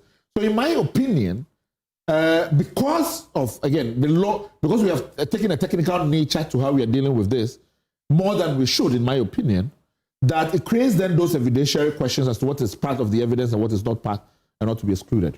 But I do sincerely believe that, in fact, when I saw that the committee had reported to the president, my feeling at the time was that perhaps I don't know what the substance was, the president was going to wait and hear the petition that he himself had referred for a committee to listen to before a decision would be taken in respect of it, irrespective of what the decision was. So that was my feeling.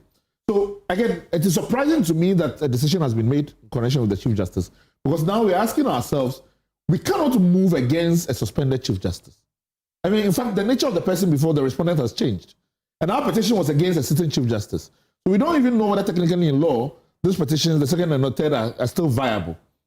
There's also the Supreme Court decision in Ansu Jiabuo, where the Supreme Court is saying that if the person is retired, you can't bring proceedings against them. So the person is no longer there. So I don't even think that this can continue as they are. So my feeling was that if whatever the decision that the committee took to report on the first and in fact they did inform the president that they were going to hear the second, that I think that the presidency should have waited and gotten the full benefit of everything before the procedures. And whatever the case may be, it hasn't happened now. Hopefully in a way in which in 1992, when we decided to separate the presidential elections and the parliamentary elections, and the MPP then boycotted the second, we then later on decided that we're going to hold both on the same day, that it might inform subsequent proceedings, that this is how we're going to move on them. But in my opinion, I think that perhaps a more tidier thing would have been, one, to report on them holistically, or two, that the president, having received the one, should have waited for the others. Okay. Minister, I'm asking you the same question. I think that... Would it not have been best or better? I think that Oliver has said something which is very poignant and fundamental to this process. That anytime you are hearing Article 146 matter, it looks like you are going into a new process altogether. And it's part of the learning curve. You know the case of Loretta Lamte. There were two petitions. How was it dealt with? So I've heard this repeated, that there were two petitions. Yes. There were more than two petitions. Okay. There was one petition that carried the day, and that's the petition I prosecuted. Yes. Right. Good. Now, so how was it? Did they take all the petitions together? Or they looked at the petition that raised the prima facie? It was only one petition. That of my client made the threshold for prima facie. Yes. So when we went into the process, it was just my client and the respondent. That's all. That's all. That's all. So that's what happened in the Loretta Lamte case. Correct. In the Charlotte Osei case, there were two petitions or more. How did they go about the process? Now, I'm asking these questions not because I need answers. I'm asking these questions because when Vomo and others were part of the Constitution Review Committee, they recommended in paragraph 2020 that a court, the Rules of Court Committee must develop rules and procedures, rules of procedure to guide how the committee itself works. Long before that. They did this work in 2010, 2011, and 12. Yes. Long before that, in 2005, Sophia Kufu in a J-Chum insisted that there have to be rules. Rules, yeah, of course. Now, so the absence of the rules of court, rules regulating how the committee goes about its work, how the committee deals with multiple petitions, whether or not the true intendment of the matter is when a petition establishes a prima facie and then goes ahead to establish the culpability of the party being investigated. That itself is enough. You don't know. So you are always in the state of flux. Things are moving. And you can only rely on experiences that are coming out to see how we shape the law to bring certainty to the whole process. Isn't that an unnecessary confusion? Because the Committee of Inquiry rules, which were made in 2010, which the Chief Justice was insisting should be what should be used.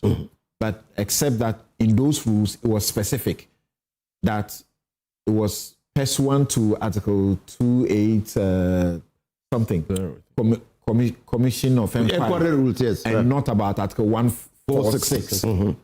But even in those rules, it also says that the High Court Civil Procedure rules will be adopted. And this committee said, whilst they are not using those rules, they are taking guidance from those rules to use the High Court Civil Procedure rules with the necessary modification. So if you use the High Court Civil Procedure rules, you shouldn't be groping in the dark. It sets out how you should deal with cases. So it says, it sets out how to deal with cases. But you just heard Vomo. And in fact, that's my confusion as well. So the Constitution itself starts from the premise that the whole jurisdiction or authority of the president is invoked by a petition. Now, so if a court, a committee established under Article 146 receives multiple petitions, and one petition, which they have looked into, establishes a prima facie, and they sit on that petition, and that petition establishes culpability, do they need to go to the other petitions? Do they need to? We don't know. Vomo says, to all intents and purposes, when you look at the decisions of the Supreme Court, the Chief Justice has been removed from office. Can you proceed against her now? The committee, at the very beginning, when it was setting out the ground rules, says we have 3 petitions. We are going to deal with each separately. Yes. It didn't say we'll deal with one and that one will undo the others. Yeah, I agree with you. They said they were going to deal with it. We are hearing what transpired at the committee level from those who were in the committee or who were in at the sittings. What I'm saying is that when a committee says we are going to deal with petitions individually and serially, what does it mean? They listen, they deal with that petition, take evidence, conclude and submit a report, or what does it mean? So this is part of the confusion. So even though they use the High Court Civil Procedure rules, they said they were using it with necessary modifications. Yeah. So their modification is that we'll not wait to finish the 3. When we finish one, we'll do a report on one and submit, then continue. Exactly. So are you expecting them to continue with the 2 petitions? I'm not. Because it will be moot. It's moot. That's my candid opinion. It's moot. So is it fair?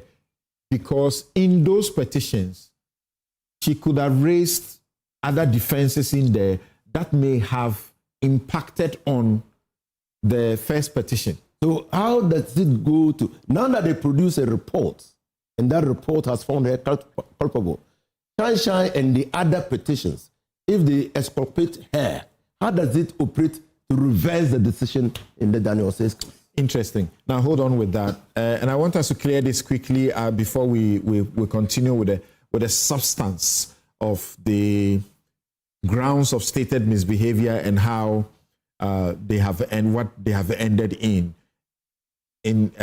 against what Justice Sophia Akuffo has been saying.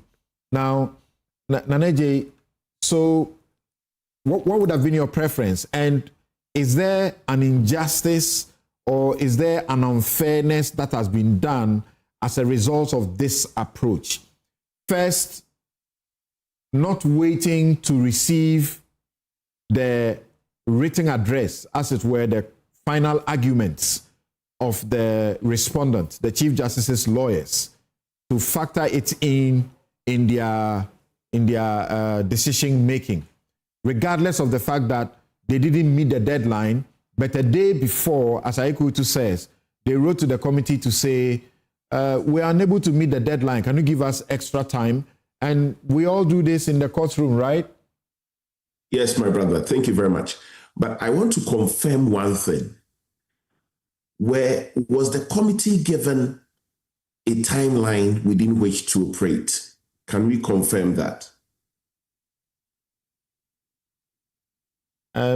We don't know about that. And generally, Article 146 does not provide timelines. Yeah. Perhaps that is the reason when you were passing the Special Office of Special Prosecutor Act in 2017, you put in there that there should be timelines. So everything is time bound. So in the absence of timelines, what was the committee in a hurry for? Why the rush? Particularly because you have two other petitions, so to speak, quote unquote, and I'll address all those pending before you. Why? Who was putting pressure on you to achieve what? When you are dealing with a matter as important as the removal of the Chief Justice of the Republic of the land. Why were you in a hurry to present your report on just one of the petitions, right? Which, in your view, would then dispose of all the matters and will make other petitions redundant? Couldn't you have taken your time to receive the address or submission of the Chief Justice? Doesn't fairness dictate it? I thought that this is not a commission of inquiry, right? It's also not, even though you are using CI 47, even with CI 47, Thompson, how many times doesn't the court adjourn just to take our addresses? The court adjourns on many occasions. Sometimes, even when the court has fixed the date for parties to file their addresses, you can come in with an application that may impact the filing of the address. And so the court, in hearing the application or having disposed of the application, will give a new date to the address. And so even under the CI 47, there is always enough room for the court to entertain such request for adjournment to receive or to file addresses. But that's obviously discretionary, right?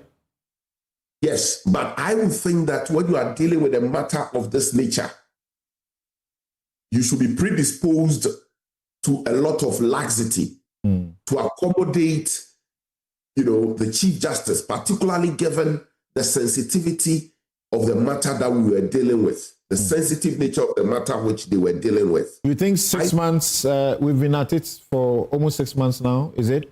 You think that's too short when you say they are in a hurry? I haven't said that the time is too short or too long. I'm saying that in the specific reference to the reception of the address, if a request that comes and is unreasonable, particularly given the feedback that we have received from Mr. Ayikweotu, right? To rush to file, to present your report, for me, is very, very, very unfortunate. What would you say to those who say, well, if you take the issue or your case as seriously as you ought to, you shouldn't be found wanting, to meet a deadline. You should actually work to beat the deadline. My brother, given the gamut of evidence that have been disclosed to have been produced before the committee, given the number of witnesses, I think that it will be. It's not something which is not expected. It's expected that lawyers or barristers will always ask for extension of time in the circumstance of this nature, particularly also given the grievous nature of the matter at hand. Look, this is a matter involving the removal of the Chief Justice. In fact, the committee said that they received about 10,000 pages of documentary exhibits from both sides.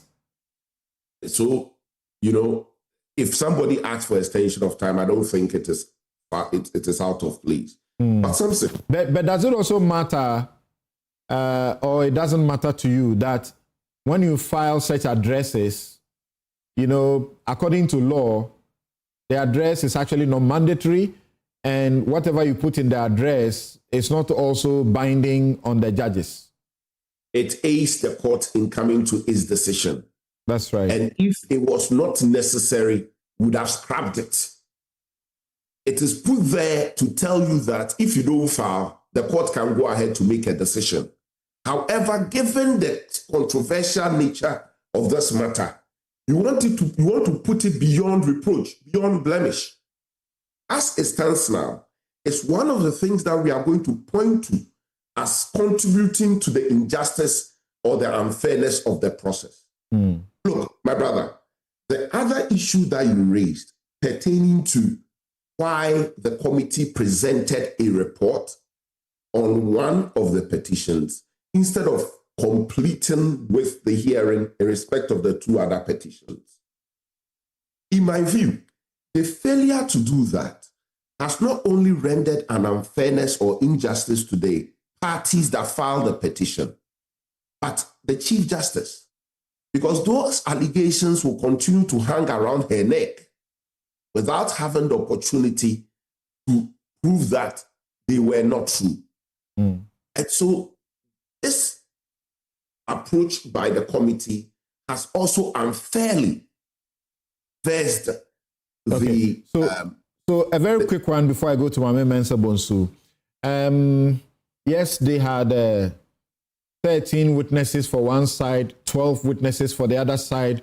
They had 10,000 documentary exhibits all together, which makes it a lot. I can't imagine myself as a lawyer having to go through such load to write, an address. But some will argue that sometimes you and I know by our practice, as the case is going on, you should be gathering your address. You will be getting each of the record of proceedings. After the close of each day, you get a record, and then you start writing bit by bit and so on and so forth. But my substantive question is this. How do these two events, not waiting or granting an extension of time to receive the address, to use it to factor into their decision, and also presenting a separate decision, how do these change call them the admitted facts? So that, for example, on the travel expense, the Chief Justice does not deny that this happened, that she took the money, that she went with the husband, that she went with the daughter, and that per diems were paid, and that she retired unimpressed of 6,000 plus or so. If the decision is that this was wrong, this was unlawful, this was unconstitutional, how does giving extra time or presenting a composite report change it? Whether or not it is wrong is one level, and it is distinct from whether or not it meets the constitutional threshold for the removal of the CJ under Article 146 of 1461 of the Constitution. They are two distinct. We need to appreciate that not every error or, if you like, offense or happening may meet that constitutional threshold. Otherwise, every flimsy thing may lead to the removal of the Chief Justice. Something, you see, this whole matter, we are talking about, I hear Oliver make reference to petition. This is where the error started from. The error started from the wrong foundation. The president receives a petition. Okay, Nana, but the president, please pardon me. Please pardon me. Hold on. I want to do something. No, hold on. We'll go there shortly. Mami, I want you to bring your view on these two preliminary issues as after the report has been presented. Whether the not waiting for or giving an extension of time for them to file their address, and also presenting a separate report for Daniel Ofori's petition, which actually contained the most charges. What difference does it make, and how would you say that doesn't make things tidier? Thank you, Samson. I think I want to start by saying that in pure terms of technical effect, the committee did nothing wrong. It doesn't affect the legality of it in any way, that they did not grant an extension or that they did not send a consolidated report, because they are separate petitions which require separate conclusions. And while it may have been nice to have had all three together, there is nothing by way of error in them not choosing to do so. However, I'm going to have to agree with Nana Ajebua for that. The refusal to grant the extension was neither necessary nor prudent. I think, given the gravity of the situation and the gravity of its outcome, it was important for there to be no procedural doubts around it to the extent possible, because as Honorable Fuseni pointed out, we are always in a new space with untried, constitutional provisions. So the errors are bound to be made, but there are avoidable errors. And I think granting them, we've been 6 months down this road. I think one more week would not have hurt. That said, I don't think it actually invalidates anything. I just think it creates an unnecessary, if you like, noise around the committee's work, which it could have spared itself simply by giving them a week. As to the decision to send them individually, if I send a petition, I'm not quite sure why I should have to wait till somebody else's petition has been heard before I know what the outcome of mine is. So I can't fault that. The president's decision to act on the recommendations of that particular petition as opposed to wait for the rest, again, it was a choice, but he was bound by the recommendation of that particular petition. So whether he waited or he didn't wait, he would have ended up doing the same thing because he was bound. He is bound by the recommendations. It's not a discretionary choice to accept, or he can't issue a white paper saying he thinks they've done a good job, but he's going to caution her and let her go or whatever. He was bound, and therefore the decision to act, I think people are entitled to their opinions whether he should have waited or not. Was it necessary for him to wait? I don't think so. The process, and I do take Nana J-Bafo's point that the charges in the other petitions remain unresolved, and so she hasn't had a chance to prove her innocence. However, those petitions are supposed to be secret anyway. So if everybody had been doing their part in this journey, nobody leaking documents, and everybody respecting the constitutional provision on secrecy, then the unresolved nature of the petitions should not really affect the reputation of the respondent. The problem is that people haven't. But if everybody had done so, it should not matter.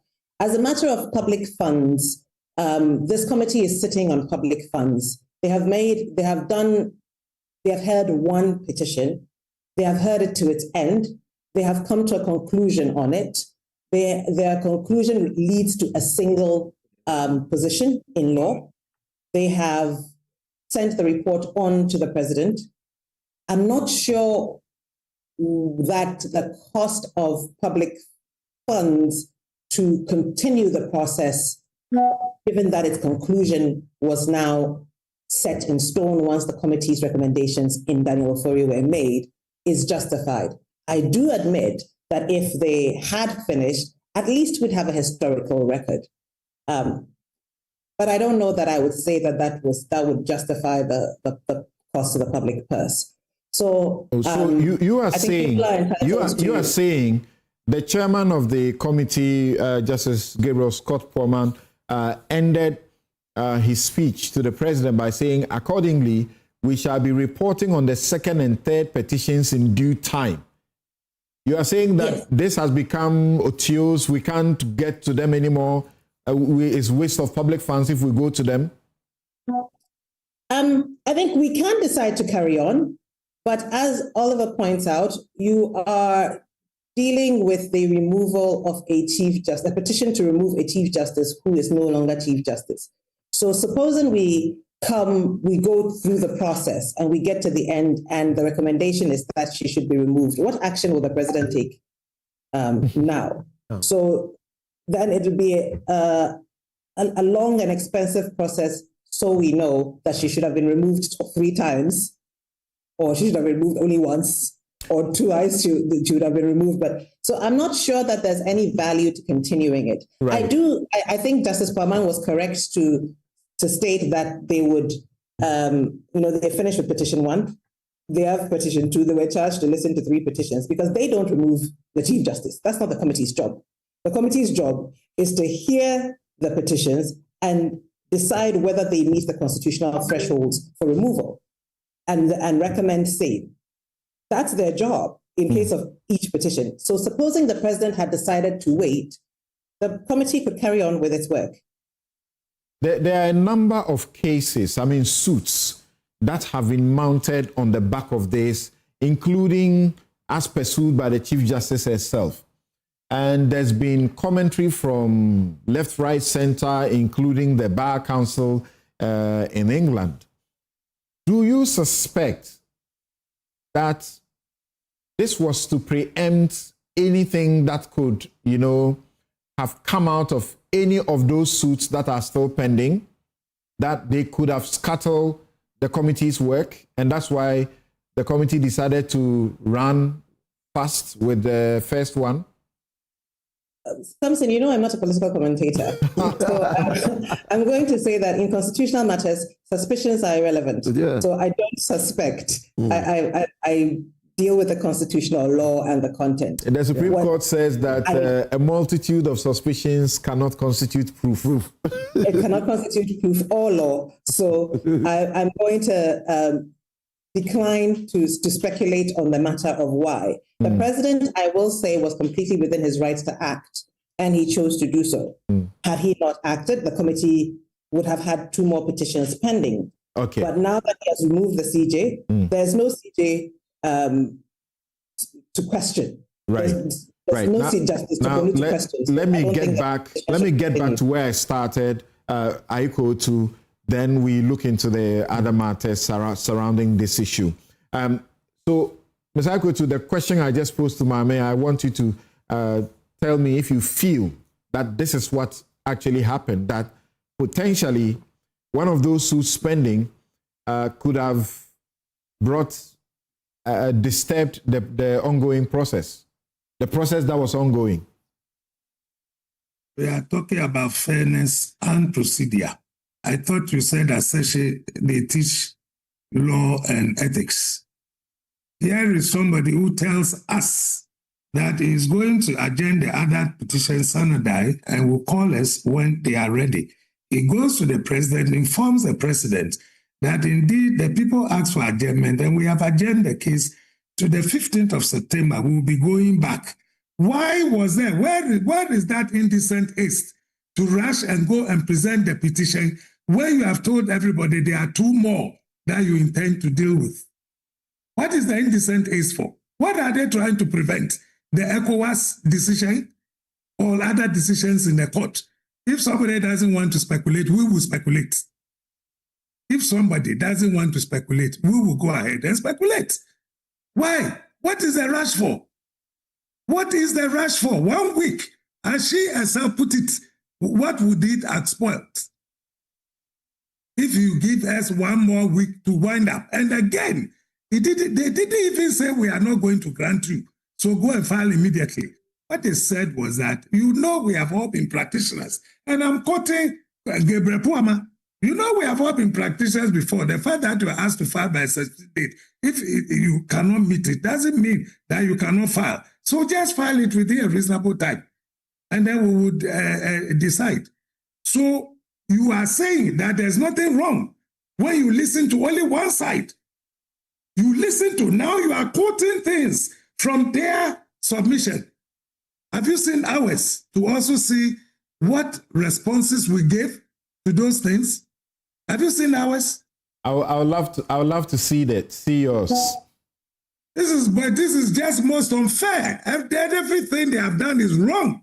And they are just in a hurry. But I am not the committee. I decided myself to subject myself through 106 pages of address to read to inform myself of the one side. But Of you the see one side. what addresses we cannot do is they deal with facts, even though we can be selective about the facts. So there are facts in the address that you cannot impugn. I would like to read yours. My brother, I've been in this job I'll lay hands on it. 40 years. I've been in this job for over 40 years. I started as a criminal lawyer and I changed because I realized that we had a right to address the court when the police prosecutors did not have the right. And I felt that what we were doing was unfair. So I left criminal practice and went to civil. You can put all sorts of things in it one way. That is what you are saying. It is when you hear the other side that you find that somebody is twisting the facts. So the mere fact that somebody has written an address doesn't mean that. Okay, so let's not make this the subject, even though I made a small reference from it. Let's not make it the subject. And I'm careful also because when I read an address and I'm seeing records, quotations. Because they are sending to the committee, they cannot, quote what does not exist in the record because they will be found out. And we don't do that as lawyers anyway. So my question... Lawyers address the court and they put all sorts of things there because they know the prosecutors cannot address. I'm speaking from experience. Okay. So my question now to you is that,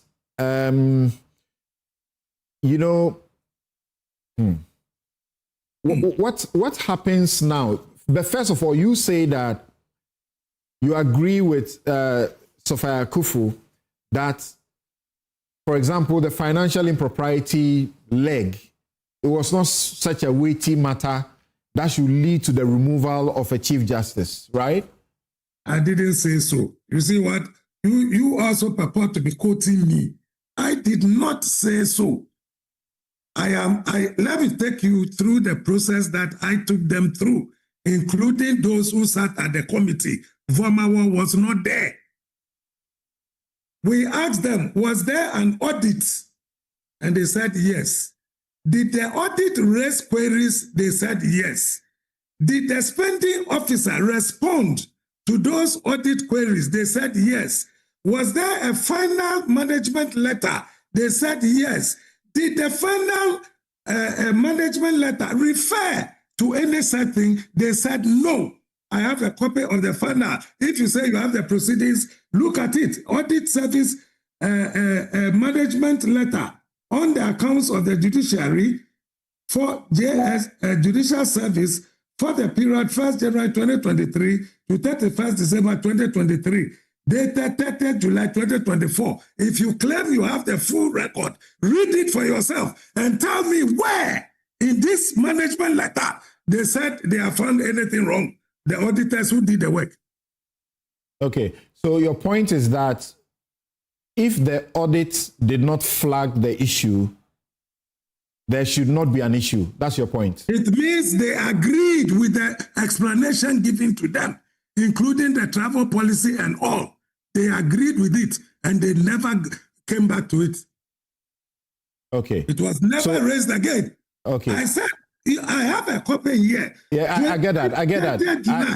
Nobody is disputing anything you have said. Yeah, look through yours and see whether you can find anything on that. My question to you: the way to treat an individual? Yeah. So it's not in controversy. So let's not get to that. My question to you is: your point is that if the auditors did not flag misuse, unlawful, expense, or unconstitutional expense, nobody should raise it again? I am saying that when the auditors come, they look at the record. When they have issues, they raise the issues. Then they give it to the management, whoever it is who is responsible, especially the spending officer. And they ask you for your explanation. Perhaps the thing is there. They didn't see it. So then you explain to them.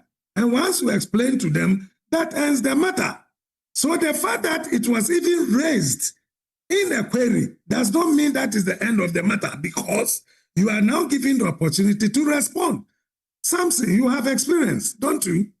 So having responded, and they left it in the final management letter, pointing out the areas they find the judicial service didn't do well, and this one did not come out. How do you turn around? And this committee, this report was before you. I specifically asked Domelevo, who was sitting there, whether this is not a procedure. He agreed. I think he even said there's a difference between audit observation and audit query. But these days they talk about audit or observation or something. All right. This is what happened, and the report is there. So where is this thing coming from?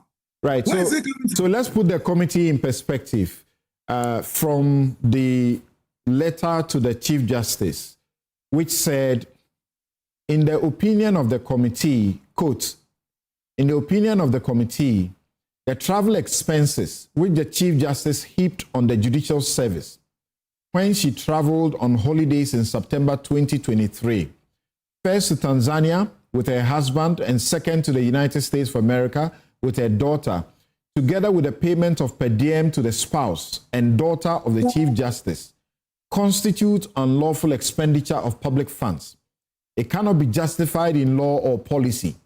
Those acts constitute avoidable and reckless dissipation of public funds and, in the view of the committee, to have been occasioned by the overall head of the judiciary and the judicial service, whose duty it is to guard public resources allocated by the government, is caught within the spectrum of stated misbehavior.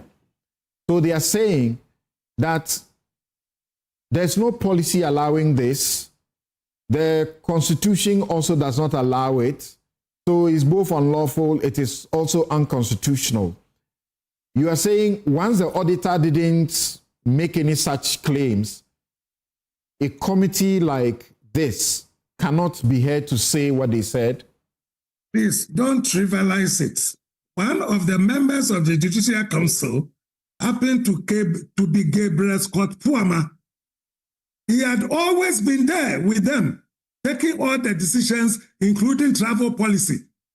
I explained the last time I was here that because of the judicial independence, they also granted them financial independence and asked them to work according to what they think is best to secure their independence. And therefore, they told them that it is only the Judicial Council that can determine anything which is pertaining to them and not necessarily the executive. Not necessarily the executive. So the travel policy was something that came out from the Judicial Council where Puama has been serving. And he knows that there was this travel policy which allows the Chief Justice to travel with a person of her own choice, and that whatever, whatever per diem is given to her, the person is traveling with will be given half.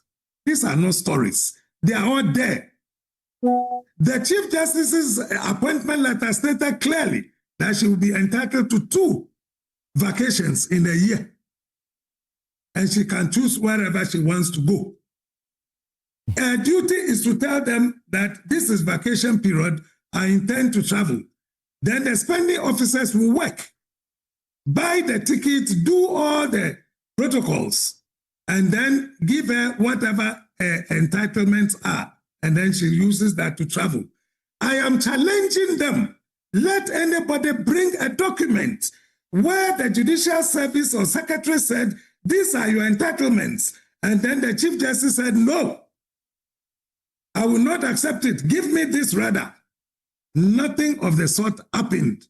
And I'm saying I've gone through it twice as a Minister of Justice and Attorney General and as a High Commissioner. When I'm to travel, I don't get involved.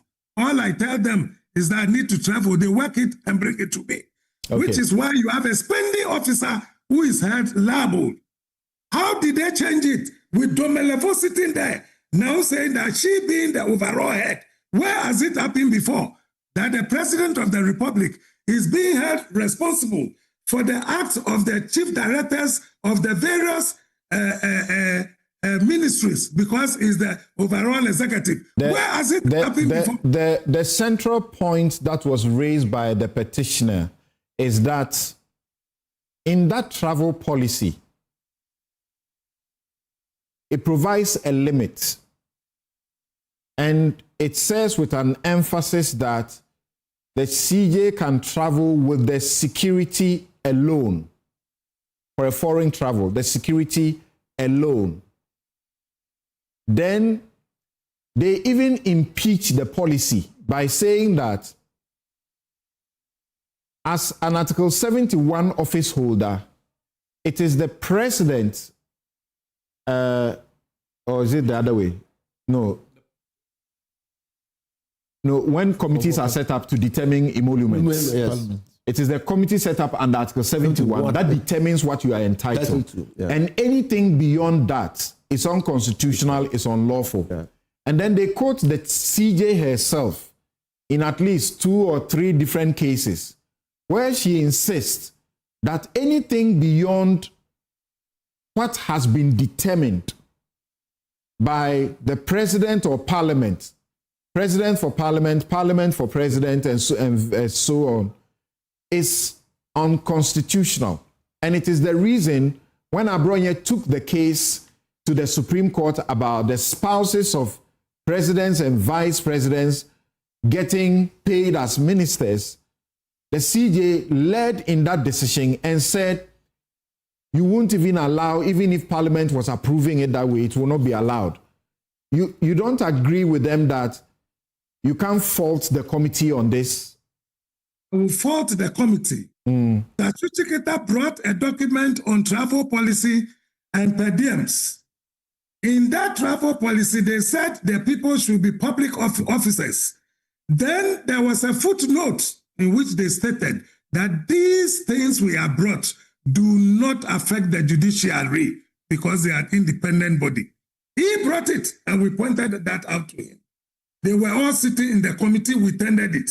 In fact, we allowed it to be tendered and brought it out to show them that it does not apply to the judiciary. Where they stated clearly that their terms and conditions and all those purpose of office should be determined by the council. And I'm saying Puama was a member of the council. Okay. The committee, as we also understand through the letter, found, quote, it said, the committee states without fear or favor that the Chief Justice unjustifiably breached the provisions of Article 296A and B of the Constitution, 1992, in the way and manner that she transferred Mr. Baden. Her conduct amounted to misbehavior. The committee is of the view that the conduct of the respondent, that's the Chief Justice, falls squarely in the category of conduct described as stated misbehavior under Article 146, Clause 1 of the Constitution. The committee is of the opinion that the action and conduct of the Chief Justice falls within the meaning and category of stated misbehavior as provided under the article of the Constitution. They go ahead to talk about the appointment of justices for the Supreme Court and the manner in which she is accused of initiating it from the back door with the president instead of the known procedure with engagement of academia and all other parties, and say these are grave enough to warrant her removal. You disagree with them on these ones too? You haven't you been a head of department before? You haven't transferred anybody, or where you are working, you have not seen any transfers happening. When does transfer become stated misbehavior? If you are working as IT man in charge of a justice system, and a judge complains that somebody has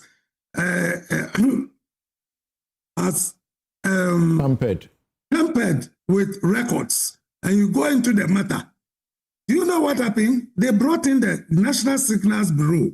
They went into the matter and were satisfied that it was this particular gentleman who should be held responsible, because he came and took away the hard copy to his office and went and tampered with it. And when the Signals Bureau went into it, their conclusion was that indeed the date in terms of time slots that is given as the date that he came and took it were all lies, and that he tampered with the record. They put the fault squarely on him. The Chief Justice only set up a committee of inquiry to go into the matter as she was wont to do. At the end of the day, the committee came to the conclusion that there was sufficient evidence before the committee that at the close of each day, those recorders, when they are not at the in the judicial service premises at the time, the court where they operate, then they share their log out credentials with others to log out for them. The committee therefore came to the conclusion that for a grave matter such as this, you have to give them the benefit of the doubt. At the end of the day, the Chief Justice agreed that you should be reinstated, except that he has decided to transfer you. What is wrong with that? Where is it defined as a stated misbehavior in the Constitution? What you are listening, if this woman was your sister, and she only transferred somebody, and you are telling me that amounts to stated misbehavior. I need to get to my other panelists, but it was important to engage you. Hold on. Yes. Okay, so let me just proceed this way. So you see that the contention was that Mr. Bading by the committee was not found to have done wrong, so he was recommended to be reinstated. And then for someone who is known to do IT work, suddenly is being transferred to do things that he was clueless about, and so on and so forth, sounded like a punishment. It's not true. Please hold on. It was not true. Please hold on. He was asked to go and set up the e-service system, which is all IT. E-service. Okay. That we serve processes electronically. Right. So beyond Mr. Bading, there are several others, the issues of transfer, and Mr. Bading's issue, they find difficulty, even though you may see as the Chief Justice in her testimony suggest how grave she found it and how she wanted to resolve the matter. This was the record of the day for which there was a pending matter before the General Legal Counsel, and Judge Ikwesin's lawyers needed that record to make their case at the General Legal Counsel, and somehow that record gets missing or gets tampered with. And so, the CJ2 becomes very interested in making sure that things are done, bringing in Signals Bureau, but they point out clear laws that dictate how the matter should be resolved without bringing in Signals Bureau and the alleged harassment of the officials. But beyond that, I was making the point about there's several other issues, including transfer of judges, where she's accused of acting contemptuously, like not even wanting to obey orders, decisions of the courts, where some of the people had gotten a decision of the court in their favor, and she is not interested in implementing. And this Giabo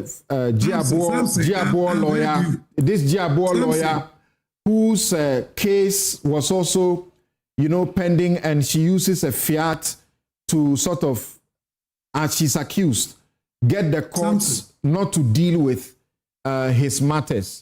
You think all of these things are not weighty to warrant the conclusions they arrive? Samson, I'm disappointed. I'm highly disappointed. You told us that you had gotten note of the reasons that the committee, copies of the reasons that the committee gave for arriving at the conclusion that she should be removed. The letter. Did you see any of those things we are talking about here? Have you seen any of them except the Frank something? They are in the petition that was leaked long ago. So what? When you look at Article 146, what it says is that a justice of the Superior Court or a chairman of the regional tribunal shall not be removed from the office except for one, stated misbehavior or incompetence, all on the grounds of inability to perform the functions of the office.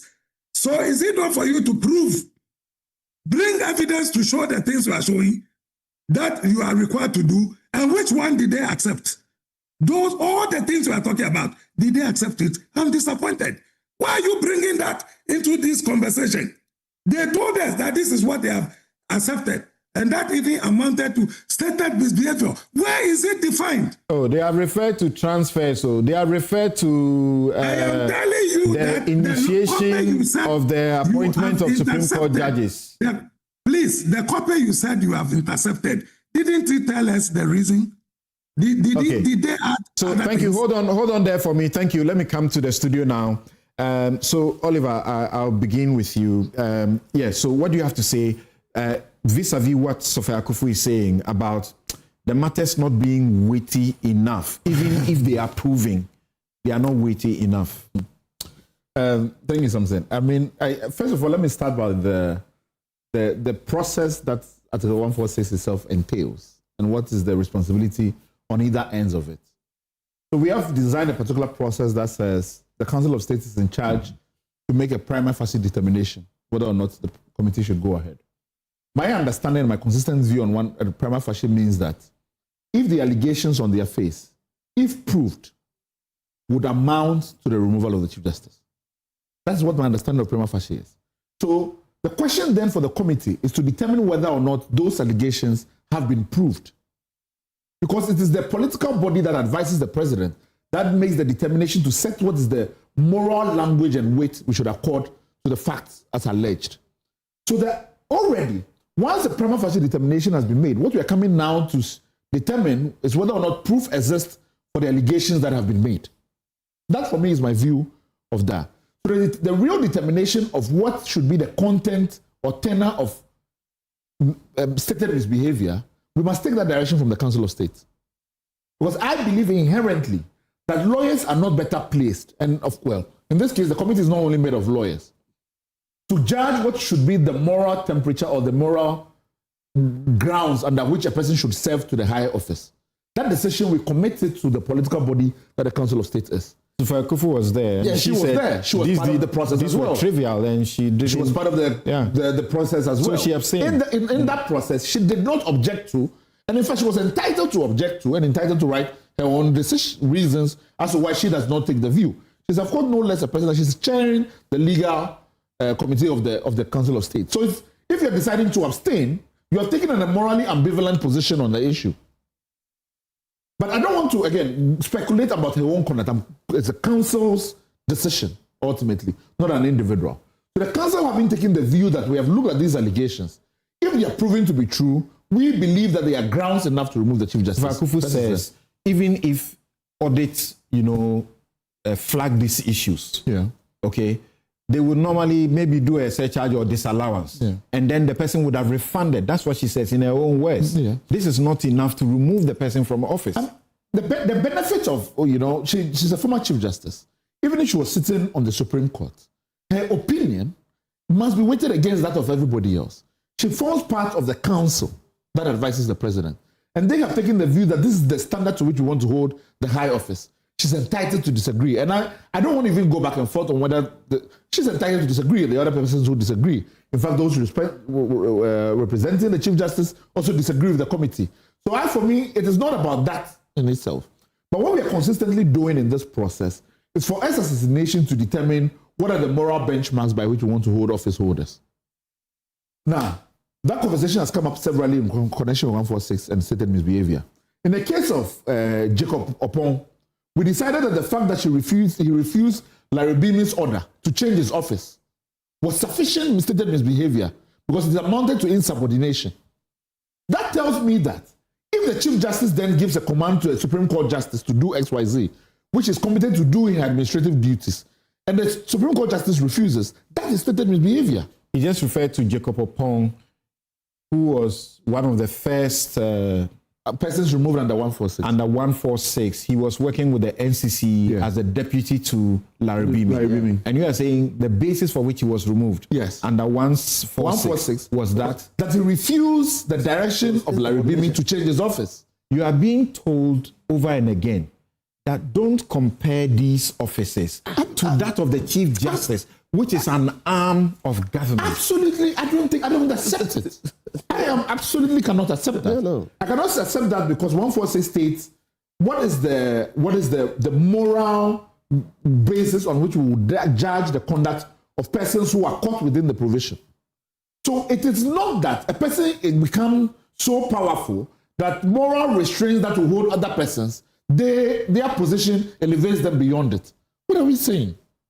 That's now, okay. Of course, my biggest concern in terms of the architecture of our public office and how we hold them to account is the fact that when we decided that those who were making payments to spouses of presidents and vice presidents was unconstitutional, there was no mechanism to bring their removal into question.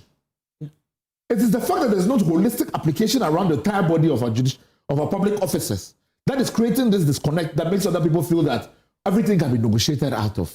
Everything is not that bad. It is that bad. Whenever we have taken decisions that violate the Constitution, there should never be a case that I am so important that I should not be removed. In fact, you started your take by the Deputy Prime Minister of the country. This is the second in command is the equivalent to our Vice President in many respects. Is resigning because of paying inadequate property taxes. So we as a society have then decided that everything can be massaged. This is not that bad. We have always done this in many ways. Somebody can come and beg for you. And because of this, even when we are presented with an indication that maybe the political class wants to be pushed even further, we don't go the full haul. So my position is clear. I don't want to. The question that was procedurally relevant for the committee is that are these allegations proven? The fact that they are proven is not in doubt. Now, you can disagree whether or not you think that persons who are in certain offices should be allowed a certain margin for moral irresponsibility. It's your own position. You can also decide that, in fact, for these ones, we want to hold them to the highest standards. And for which reason, even when you are found to have acted capriciously in connection with Mr. Baden in the second allegation, or on basis of whether personal dislike or resentment, we think that for your office and for who you are, you must be removed. For me, that sets the tone of what we expect of the office. Now, the reason why we have come into a situation like this is because we have a country where persistently we have made it such a case that everything, when it happens, we can decide whether or not we want to move forward with it or we don't want to move forward with it. And so many times when things like this have happened, the expectation is that people will kill it, people will deal with it in a particular manner. And for which reason, it is almost unfair that persons will be held to these standards when they have to. But I see so many instances, and perhaps those of us who are constantly in the defense of those who are the poorer sections and the weaker sections of our society, know that they don't get as much grace. In connection with the process. Now, is it proven that the Chief Justice then, in taking certain trips, acted in violation of the Constitution? Yes. What Sofa Akufo is telling us that even if it happened, we should excuse it. But that's not my place to say. The first thing we need to look at even is in terms of the code of conduct of judges and magistrates, which is telling us that judges must act in terms of propriety, way above even what the public does. That is their own code of conduct.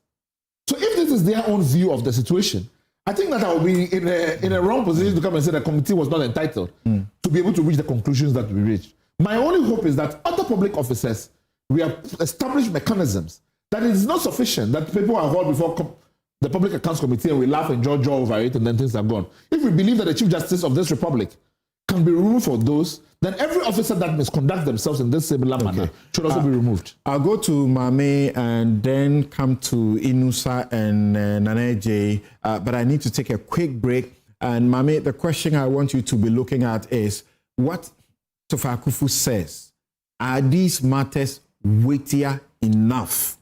That we must change the Constitution to define stated misbehavior to be issues that have what she calls a gravitas, to be able to push, the head of the third arm of government out of office, and not because of some of these things. And as you find out, mostly she is sort of caught on administrative actions. Okay, she's taking administrative decisions on one point to the next, one to the next about this court thing tampering with, and she's in a hurry to get the matter resolved. She brings in Signals Bureau. They say, oh no, we don't allow this. They go and quote law that says it's not Signals Bureau that must come in. It is the High Court judge. This person, you did this to them, and so on and so forth. You went to, initiate the appointment of judges. You can't do that. You did it backdoor with the president. You can't do all of that. All of these accusations. Sofa Akufo says, this has now weakened the judiciary. Do you share that view? We'll be right back.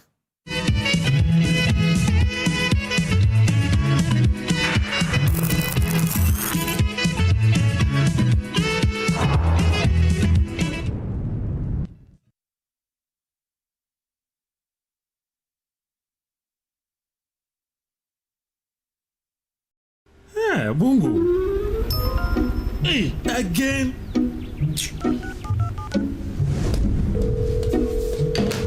Hello, thank you for calling MTN.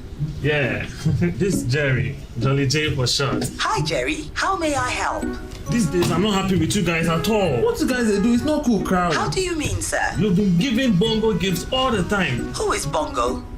Oh, Bongo, my friend. You purchased in my room. You don't know Bongo. Oh. You give him free gifts, but I don't. That not be gift is him. That's MTN rewards, sir. You can also get freebies because on MTN, doing always gets rewarded. Doing more of the things you love.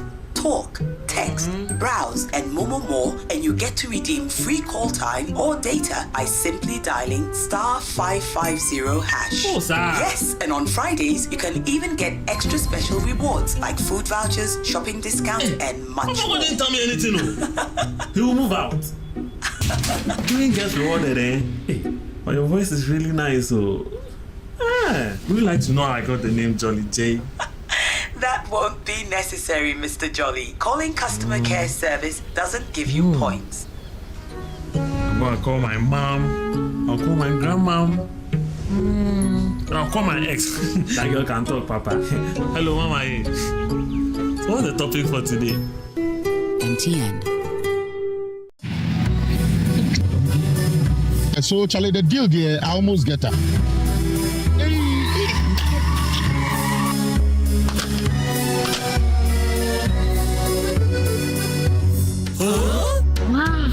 Syntax pipe, as tough as it can get. You get so sorry with your back, sorry. Oh, what you was that thing? Hey, What the cat never won? We can catch him. Hey! Na ampai, between the fire and carbon. Madam, pipe many. A sentence pipe. Metono, Omukacham send a one day pa. Say a fee, say a foam. The other pipe we be a yen gum. Syntax pipe. Why a leaky? Come, madam. From today, syntax pipe in my pipe. No 2 ways. We need a pipe ben abe use. SINTEX pipe. Syntax pipe. In a carry water. No hala. For decades, we have helped businesses connect with their trade partners all over the globe. From Ghana to Burkina Faso, Côte d'Ivoire, Benin, Togo, Senegal, China, Morocco, France, Netherlands, and many other countries. We have made it possible to bring Ghana to the world. We have brought small and medium businesses closer to their customers across the regions in Ghana with our SME support facilities. We have brought relief and smiles to the faces of families with our employee personal loans. With our cutting-edge technology and digital support, we take the burden of complex thinking off you, making life simple. That is who we are, as close as a partner. Bank of Africa. We are indeed the African bank with the global reach.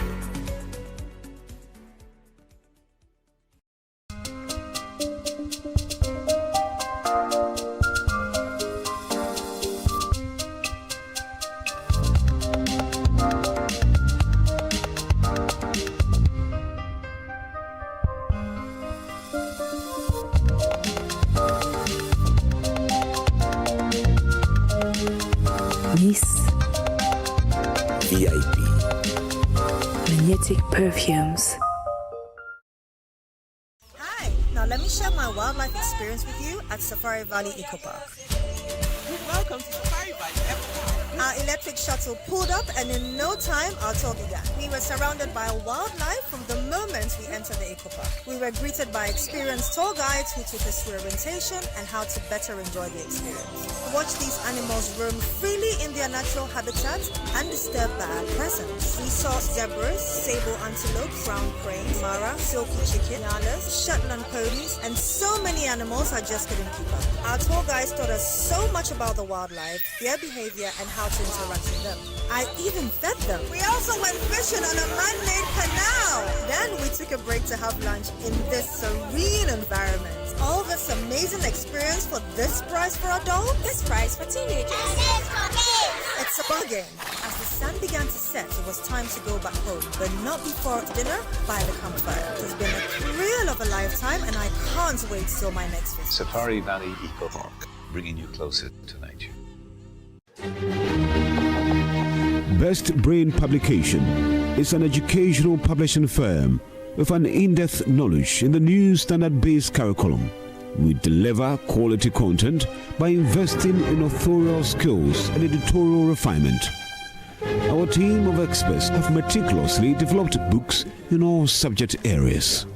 Yes, I did it! Dudu, how did you do it? I used the best way book to connect the computer. Oh, that's my ball! All our books rest on 6 broad core skills: creativity and imagination, student leadership, citizenship, critical thinking and problem solving, digital literacy, collaboration and communication. For preschool, we have literacy, numeracy, phonics and writing. For kindergarten, we have literacy, numeracy, our world and our people, creative arts, phonics, writing and picture reading. For basic 1 to 6, we have mathematics, science, English, our world and our people, computing, history, religious and moral education, creative arts, Asante Chi and Equiapim Chi. For basic 7, 8 and 9, we have mathematics, science, religious and moral education, social studies, creative arts, career technology and computing. And we also have questions and answers for all subjects. We have provided links and QR codes under the various topics in our books to link to the world and find out what other people are also learning. Contact us on 0507 200 200. Best Brain Publication. Tomorrow's education today.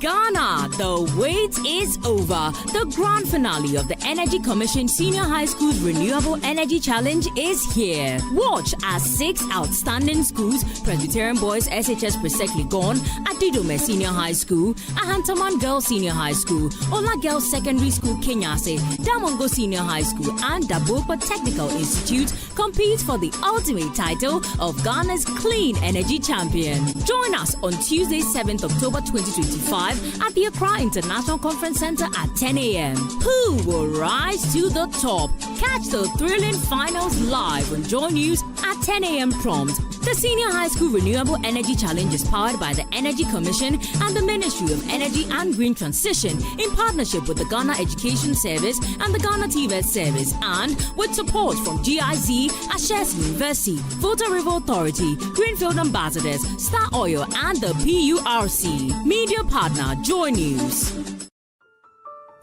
As a young mom, you're not always sure that you're doing it right.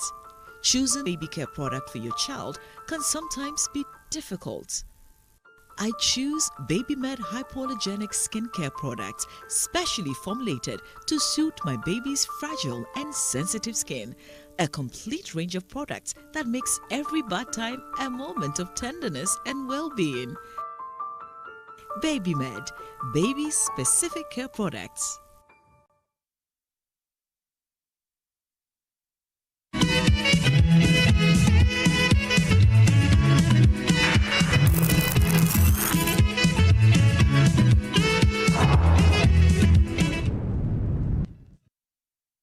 You're welcome back. This is Newsfile, it's your most authoritative news analysis platform. We have an extended edition, so just stay put and enjoy our guests as they dissect the issues. And the difference we're trying to bring to you is not just to bring you, some cacophony, some noise. We want to stick to facts and the law. Of course, you can't avoid the politics. Some of it, dose of it, it's okay. Awin Bond says, any Ghanaian, no matter your position before, currently who in any form supports the misconduct, abuse of statutory laws, etc. by the sacked Lady CJ is automatically corrupt. Okay, so if you support, then you're automatically corrupt. We can't be jailing ordinary people for stealing files, etc. and ignore this simply because it is the CJ. It's like part of the argument that the petitioners made at a certain point. Ahmed Abbas Sayuti says, I wasn't surprised by the removal of the former Chief Justice because she abused her position, which was common knowledge to every Ghanaian. She should be made to refund those per diem. And I'll die on that hill. Okay. Proverbial Twitter says, so far behind the wall of defense, I have not heard anyone saying she is going to the same Accra Supreme Court, not Abuja's, for constitutional interpretation of Article 146.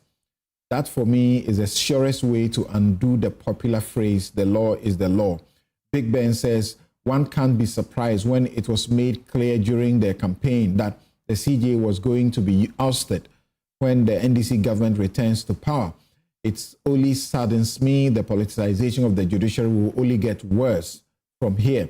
Abdullah Pegla Issa says, I believe that anyone who has many years to serve beyond 5 years will be endangering his or her career by taking up the CJ position because you won't last 3 months in office when NDC leaves. Hey. This one says that Justice Tokonu has joined the history of Akokosa.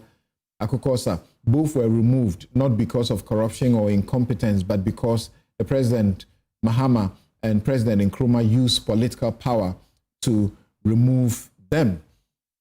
Okay, so now let me go to Mami. And Mami, someone who is attending a conference out of this country says, I'm watching you from, and I won't mention where he is, so they may identify that he's in the conference, but he's not paying attention. He says, I cannot even concentrate on my conference. Remember, Charlotte says was removed based on administrative lapse, such as the breach of the PPL. Remember our suit. Remember what one Supreme Court judge said, that if a judge is fond of getting drunk all the time and it comes to the attention of the authorities, will we say because it is not specifically mentioned as a grounds, he or she cannot be removed? Stated misbehavior ghost is back haunting they themselves.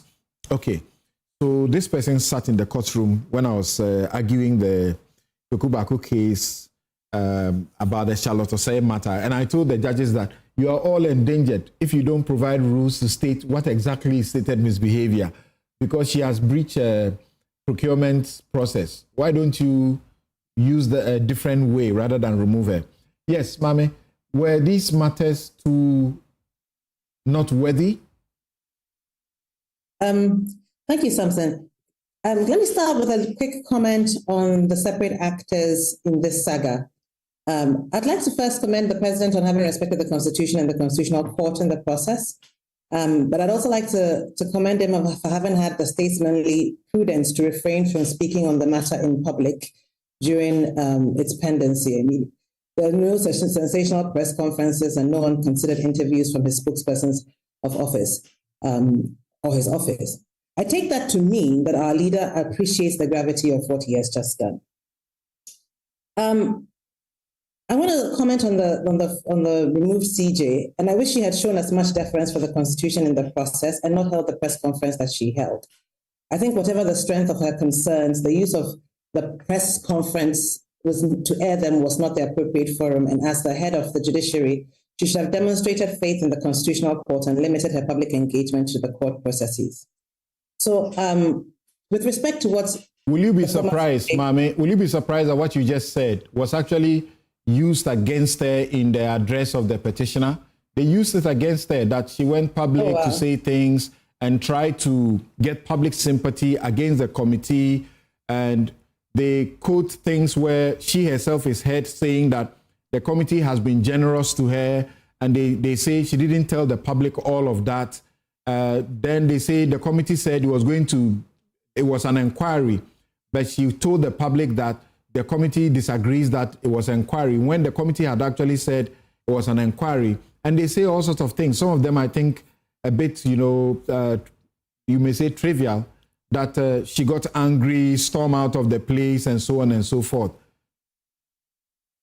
I think, as I said earlier, if everybody had respected the income requirements, there would be a different tenor to the process. And the former Chief Justice, did not lead well on that front.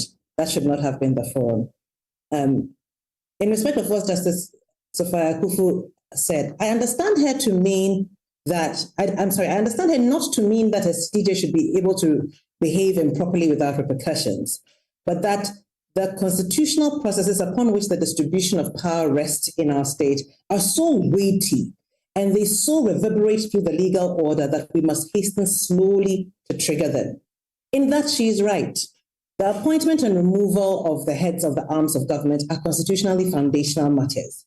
Removing a tumor can save your life, but it might also leave you paralyzed, or you must have to learn how to speak again, or learn how to use your arm again. So we should be mindful that even a good outcome in these kinds of foundational matters leave unintended consequences and have impact that we should be very mindful about intentionally addressing. Where I disagree respectfully with my lady is that the matters established are not weighty enough to merit removal. As Oliver said, the committee's question was not, are they weighty enough to merit removal? It was, are they proved? That question, are they weighty enough, was put to the Council of State. And the Council of State said yes. I have issues with how the Council of State came to have the say in this matter, because the Constitution originally does not include the Council of State, but that's a separate matter for a separate day. I think that even aside from the Council of State having said yes, I personally think that the legitimacy of the legal order rests on the people's perception of the judiciary. And therefore, judges have a duty to hold themselves to the highest standards of integrity. Virtue signaling is really important for the maintenance of a constitutional order. It's as important as the use of the actual judicial power.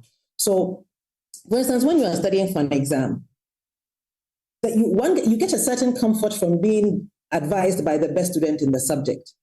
So much so that when contrary advice is given by the worst student in the subject, even when that advice sounds more correct to your ears, you are very hesitant to take it. And that is the role of the personal conduct of a judge on the legitimacy of a system.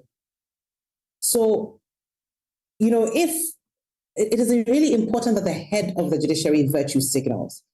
There is, after all, no connection between the legal and philosophical soundness of a judge's decision and the moves they were making in a club the previous Friday. But none of us would want to walk into a courtroom and find the super flexible dancer from the club last Friday behind the gavel.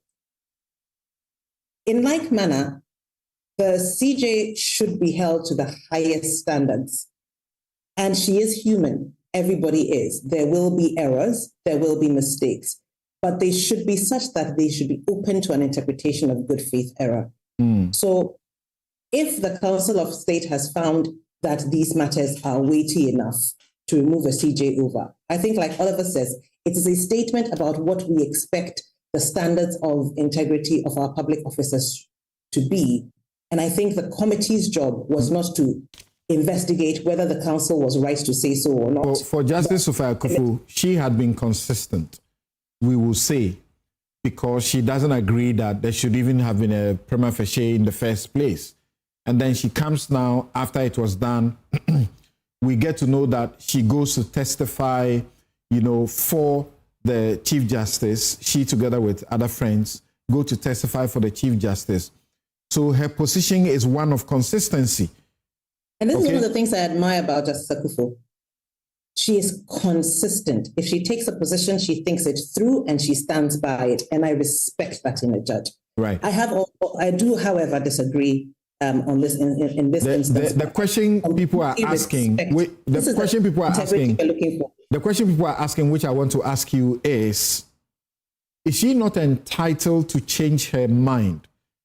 If you say that in Charlotte Osei's case, she's the one who found prima facie, and it was about procurement. You say this one, for example, the financial impropriety charge. It is a matter for audit and the finance people, and even if it was flagged, she could just repay or refund and move on, instead of using that to remove her. Is she not entitled to change her mind that in this case, I found prima facie and it led to the removal of Charlotte Osei, but now I reflect. And you see that anytime she talks, she's reflecting on Article 146. That something ought to be done. I'm a legal theorist, and I would be remiss to say a person must stand by a position they took even after they've evolved. So I don't necessarily find it odd that I have taken positions that I have later resiled from. I do think that intellectual honesty requires you to admit that you have resiled from a position rather than present it as a position you've always had. So if Justice Akufo has reflected further and has changed her mind, I'm not sure why she's not entitled to do so. Any more than I don't know why I wouldn't be allowed to disagree with her on this one. So it would be unfair for those who suggest that she's being dishonest. I mean, to the extent that she admits that she has taken a position on reflection and has resiled from the original position, I think the whole point, I mean, there was a time when slavery was right, and then there's a time when we soundly saw that it was wrong. The problem is if we pretend we never had slavery, we never thought it was right. So I haven't myself read Justice Akufo's statement. I cannot say, therefore, whether it is it falls in the line of the methodology I think an intellectual should use to evolve. Okay. But I can't say that the fact of evolution is not wrong. All right. Whether this particular instance meets it or not, I am not in a position to say because I haven't actually read the statement. She actually uses the term de minimis. The courts do not concern themselves with trifles. This is what it was. But this thing that people are bringing up is the reason I remember that she used the Latin expression de minimis, that she's been removed as CJ, but not removed as a justice of the Supreme Court. What do you say to it? I think the removal of a CJ for stated misbehavior would have to meet a threshold of stated misbehavior for a Supreme Court judge. So, first of all, I have seen the deed. The president has removed her as both, but I think it would be odd to say that misbehavior that meets the threshold for the removal of the Chief Justice somehow does not meet the threshold of misconduct for a Supreme Court judge.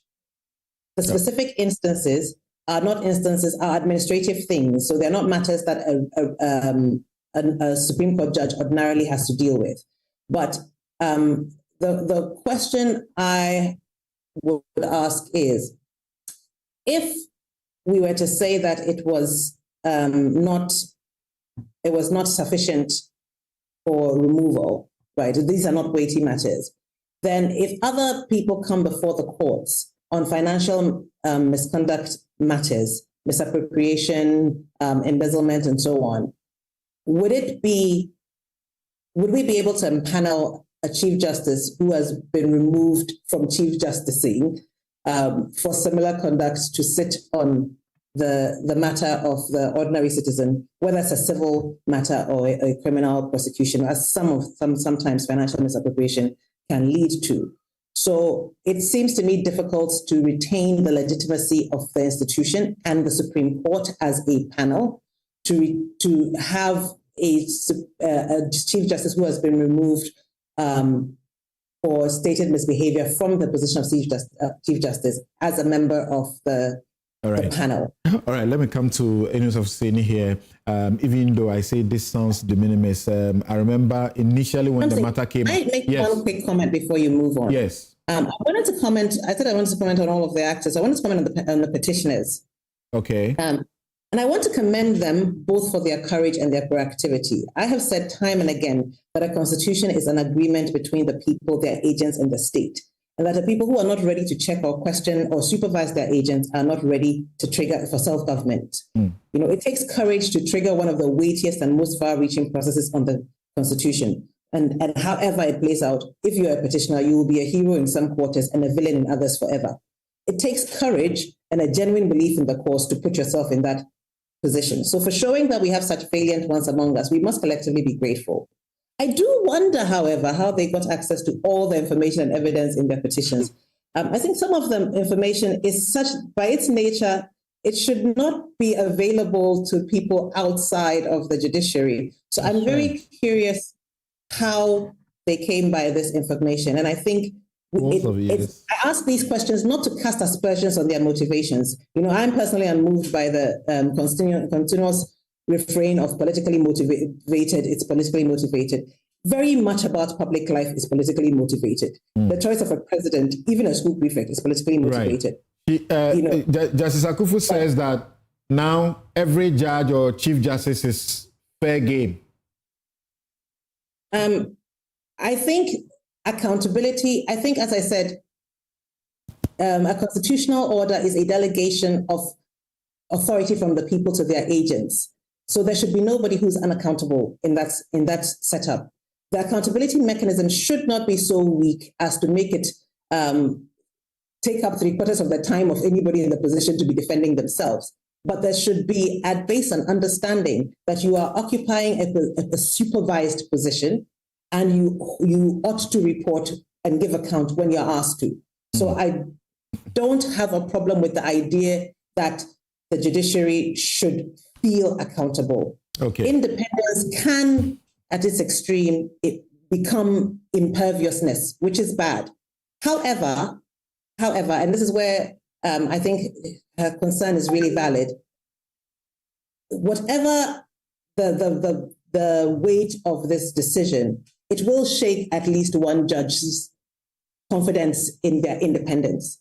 And so while it improves the accountability of the judiciary, it may create in the judiciary some fear of interference or intervention. All right. And so we must intentionally take steps to reassure the judiciary that the accountability mechanisms are accountability, not persecution mechanisms. Thank you. So, Ines of Seni and you and Anabafo. So, maybe briefly about that. In 90, the GBA Justice Aban case, 96, thereabouts, 95, 96, where Pega delivered himself, which seems to put this matter to rest, that once you are removed as CJ, it's done deal. Yeah. Is that the position you share? Exactly. I mean, because if you look at Article 146, it's on the removal of justices of the Superior Court of Judicature. And you must be a justice of the Superior Court of Judicature before you become a Chief Justice. And so the position is coterminous. Okay, so I mean, to have brought yourself, and if you read Ajechum and the Attorney General, it says clearly that if the removal process involves the removal of a Chief Justice, the competence also extends to competence in administrative work. And so clearly, I mean, you'll be left no doubt that if you lose that position as Chief Justice, you invariably lose your position as Justice of the Superior Court of Judicature. You share the same view? Yes, I do. Okay. Yes, so we but let me say that yes.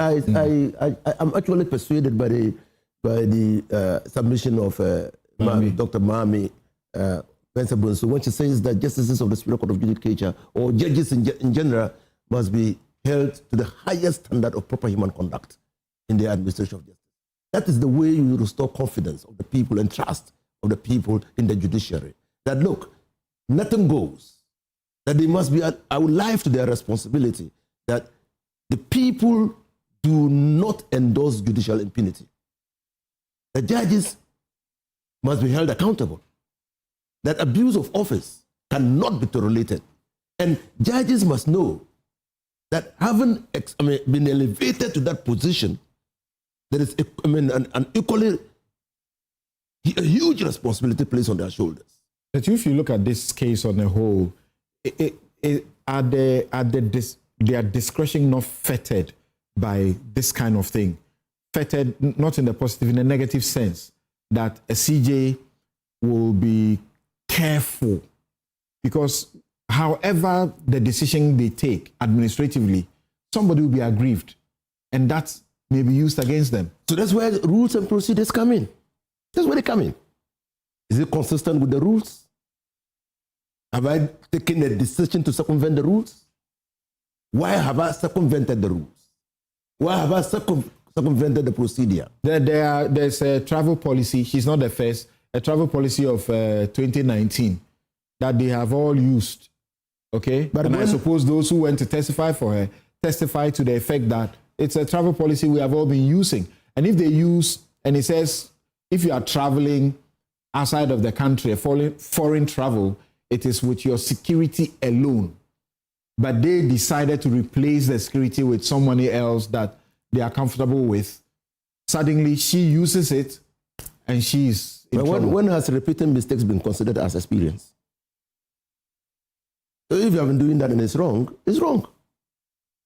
The fact that you have been doing it doesn't validate what you have been doing. You get it? I mean, if an ordinary public servant had done that, do such charge that public servant. As a Chief Justice, you will transfer judges for one reason or the other.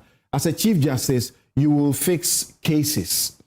So here she's accused, what's the name? Sal. There was a delay, or she has said that they can't file a particular application here in Accra. It has to go to Koforidua. And Afenyo Makin brings his case the same day, within 2 hours, she has empaneled the court. Meanwhile, we say we want speed. And she says she was doing this in respect of the election petition rules that she was championing for speed. So if they bring a matter as sensitive as that from Parliament, and within 2 hours, the CJ is able to constitute a panel, shouldn't she be praised for it rather than now be crucified for that decision? But how does an abuse of office of a justice of the Superior Court of Judicature manifest itself? How does it manifest itself? Isn't a transfer procedure. If there are no legitimate grounds on which to transfer a judge, or if the judge believes that by virtue of the case he's handling, or you have an interest in the case, that's why you've transferred him or her, that you found misconduct. I mean, how does it manifest itself? Or how do you expect the generality of Ghanaians to understand how a case can be expeditiously heard within 5 hours? Okay, when another case has not even been programmed for hearing for for the whole term of Parliament. How do you explain that way? So these are matters, and again coming back to what Mami said, these are the matters that oblige us as Ghanaians to hold justices to the highest standard of proper human conduct. Because, you see, justice must not only be seen to be done, but must be manifestly be seen to be done. Now, this case, and I heard you referring copiously to the petition and addresses and whatnot. I have no qualms with what you are doing because the matter has been pronounced upon. That's right. Okay. Now, see, when you look at the crafting and design, the architecture of the Constitution from 1969, it appears to me that the moral compass of the people of Ghana with regards to Article 146 was vested in some institutions. That's why we were asked not to pry into what those institutions were doing. Now, it appears to me that the policy rationale for the in-camera hearing has been under serious challenge and attack in the matter of the Chief Justice. And we don't know where this will lead us to. Because when you did the case of Charlotte, Loretta Lamte, we believed that the Chief Justice, in determining that a prima facie case had been done, had acted bona fide. We also believed that the committee that recommended the removal of Loretta Lamte had reasons to believe that she was a person otherwise unfit to occupy that office. We never questioned the rationale. Because the moral compass was vested in the committee. The standards vested in the committee. Just like Charlotte was saying, just like the case of Larabimi's assistant. Insubordination. The committee set up under Article 146 came to the conclusion that the insubordination exhibited by the subordinate of Larabimi was weighty enough to constitute misbehavior. Today, we are importing de minimis, importing triviality, and challenging the moral compass of a committee established under Article 146. And so, we are removing the veneer. And this is not only dangerous, but might lead us into uncharted waters. You're still here on Newsfile. This is your most authoritative news analysis platform. And here on Newsfile, we put Ghana first. And we programmed it in a way that you will learn and be edified at the end. Now, let me bring on Nanaje Bafowa. So what's your take on the conclusions, the substance that have led to the removal of the CJ? And do you also join that argument that she's removed as CJ, but not as a justice of the Supreme Court, as the letter from the presidency said, removed from both, and some have indicted that? Thompson, standards are predetermined. They are not ad hoc. And so if we are going to hold our Chief Justice and justices of the Superior Court to standards, there should be a set standard which are predetermined or predefined. Thompson, what is stated misbehavior is still not known. Here is the case where I think that my colleagues have been confusing embezzlement and so on and so forth. How do you say this is embezzlement? In the case where the Chief Justice is not a spending officer, there's a procedure. She herself has to apply for funds to be disbursed to her. There's a procedure by which that application goes to. The people in the chain, right, have responded to audit query. And the auditors found the explanation acceptable. How do you call this embezzlement? By no stretch of imagination, you can't call this embezzlement. In any event, what is the procedure for determining impropriety of expenditure in the public sector? That procedure is the audit by the Auditor General. And the Auditor General found no wrong with this subsequent to the management explanation to the queries that were raised. And so where is the wrongdoing? What is the basis for this? In Boyfield versus NTAC, it is clear, the law is clear.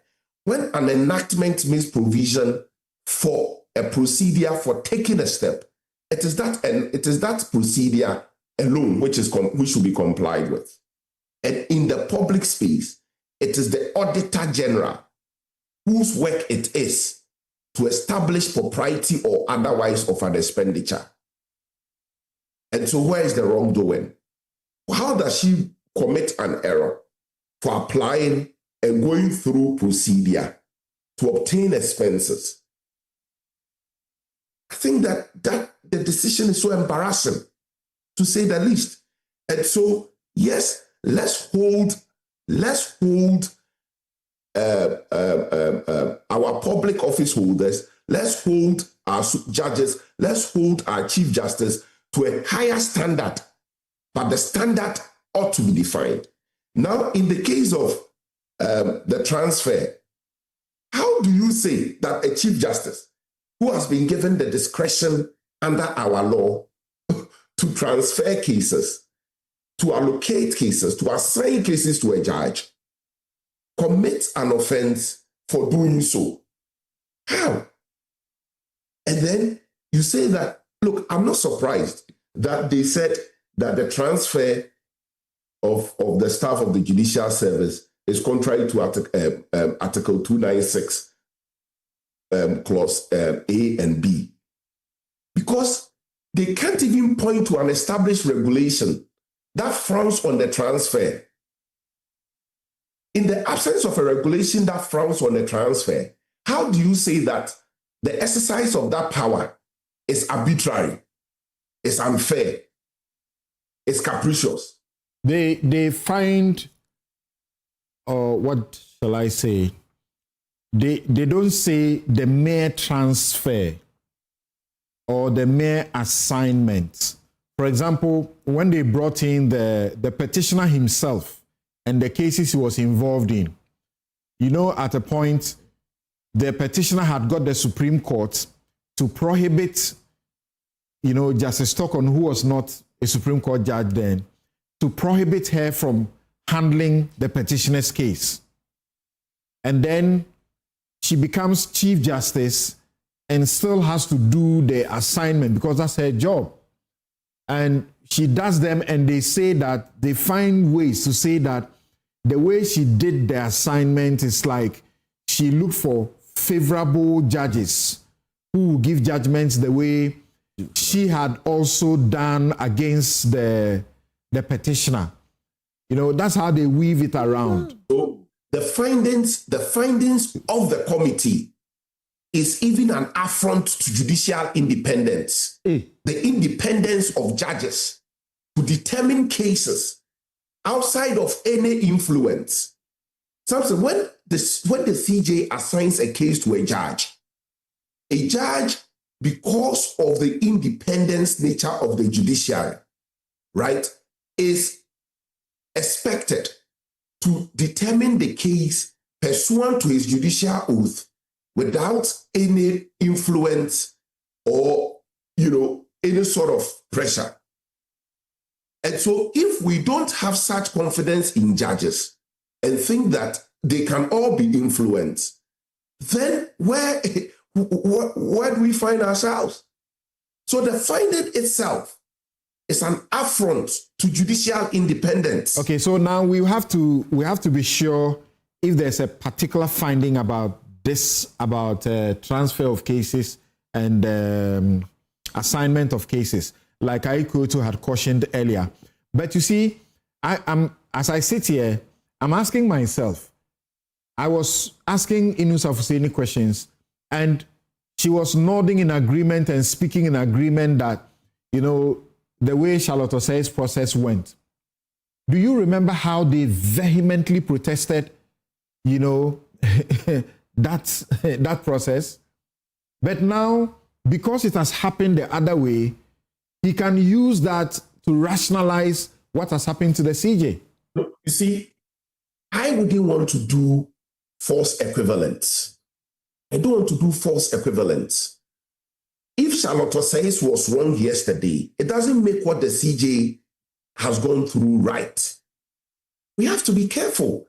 If it is scores they are settling, because they keep making reference to Charlotte Osei, if it is scores, let everybody know that we are settling scores. It looks like that is what they want to do. If it is scores that the MPP did it to Charlotte Osei, so we also want to do it to the Chief Justice, then we know it is score settling. But Samson, I don't want to engage in score settling. Okay. Samson, I want us to move on as a country where our democracy becomes stronger. Right? You see, everything points to the fact that what has happened is wrong.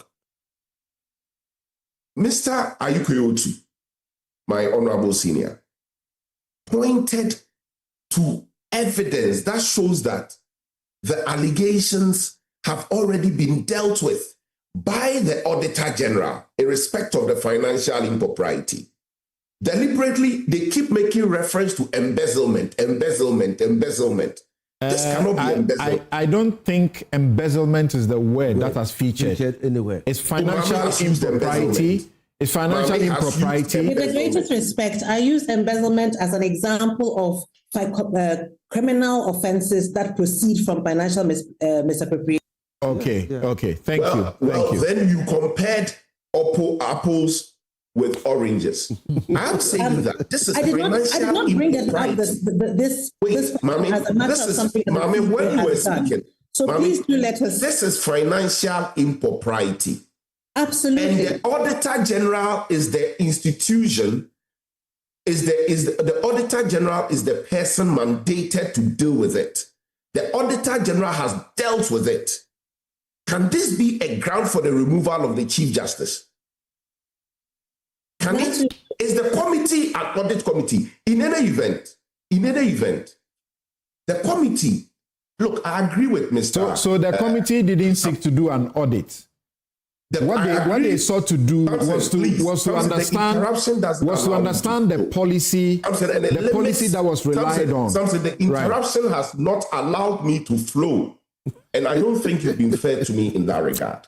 Please, let me put that on record. I think when you misquote me and misassign things to me, I'm entitled to correct it. I did not accuse the CJ of embezzlement. I did not accuse the CJ of embezzlement. In response to a question whether she remains a judge, and I merely said ordinary citizens may be brought before the Supreme Court for embezzlement. I did not say the CJ had embezzled. The President's power. If you're going to quote me, please do me that with the Council of State. Quoting me correctly. Mami, thank you for your intervention. You set the record straight in that regard. Nana, go on.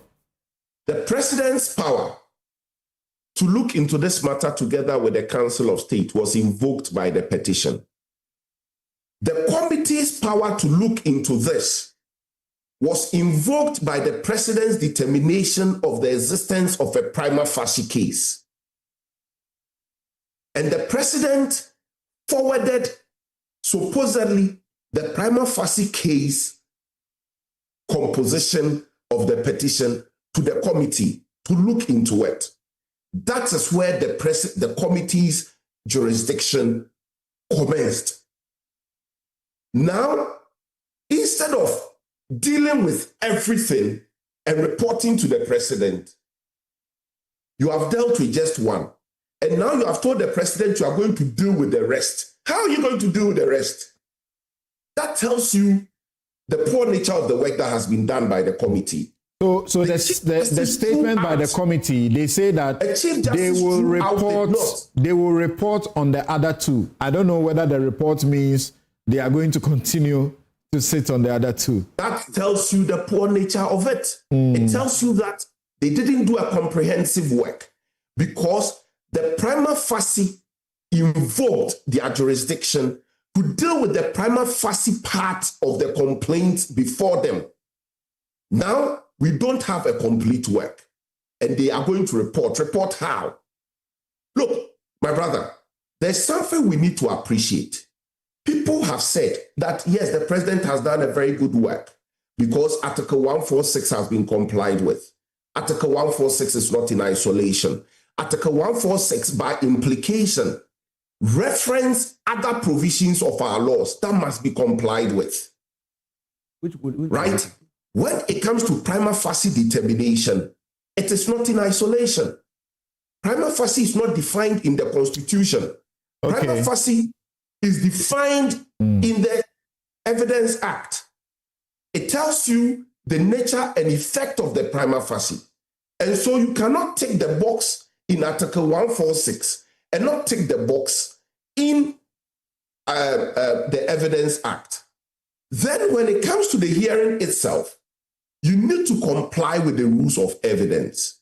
The rules of fair hearing, also in the Constitution, particularly Article 23 and 296 of the Constitution, were all these complied with.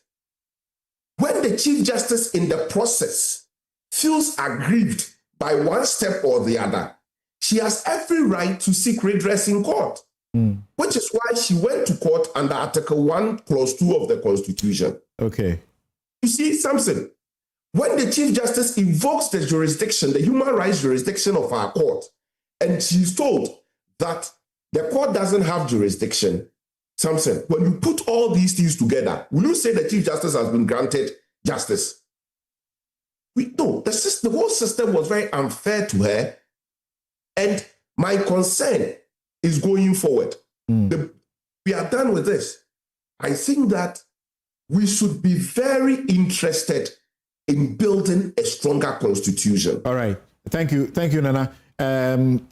So, Mr.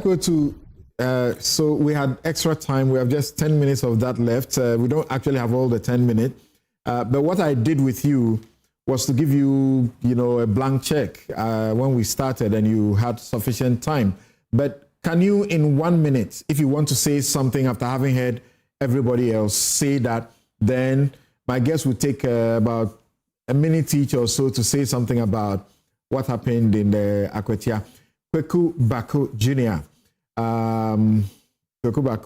Abdul Malik Kweku Bako, says that, you remember we contended that the Public Procurement Act should have been the first port of call, assuming without admitting there was a case to answer by Charlotte Osei. So he was my client. We took the case to the Supreme Court. And he says, what happened to Charlotte Osei was wrong-headed. Admission of that is not an engagement in, quote, false equivalence, end quote, respectfully. So that's one thing I like about him. He was principled at the time and said, let's not do it this way, it's wrong. Today, he says, this is wrong. You can't take it away from him. Right. So, Mr. Akwatia, what do you have to say in a minute so we can move on? Do we have Mr. Akwatia on the line? Okay, it's taking a while, so. Oh, okay. All right. So we understand he has just a little problem. So let's proceed. Yeah, let's proceed. Were you surprised at the turnout in Akwatia? No, I was not surprised at all. I knew that it was going to be a challenge, but many things worked for us. The MPP now is in disarray. That's their default status. Okay. You snatched the seat by 2,000 votes. Yes, because they had no campaign. They say you were buying the votes. We were not buying the votes. You were intimidating. Tell me their campaign. What did they go there to say? They haven't discerned one campaign message they gave to the people. No. Secondly, I mean, this is a party that has been touted as a party of the intelligentsia. And they went and fielded a galamsey against a lawyer. What do you expect the people of Akwatia to do?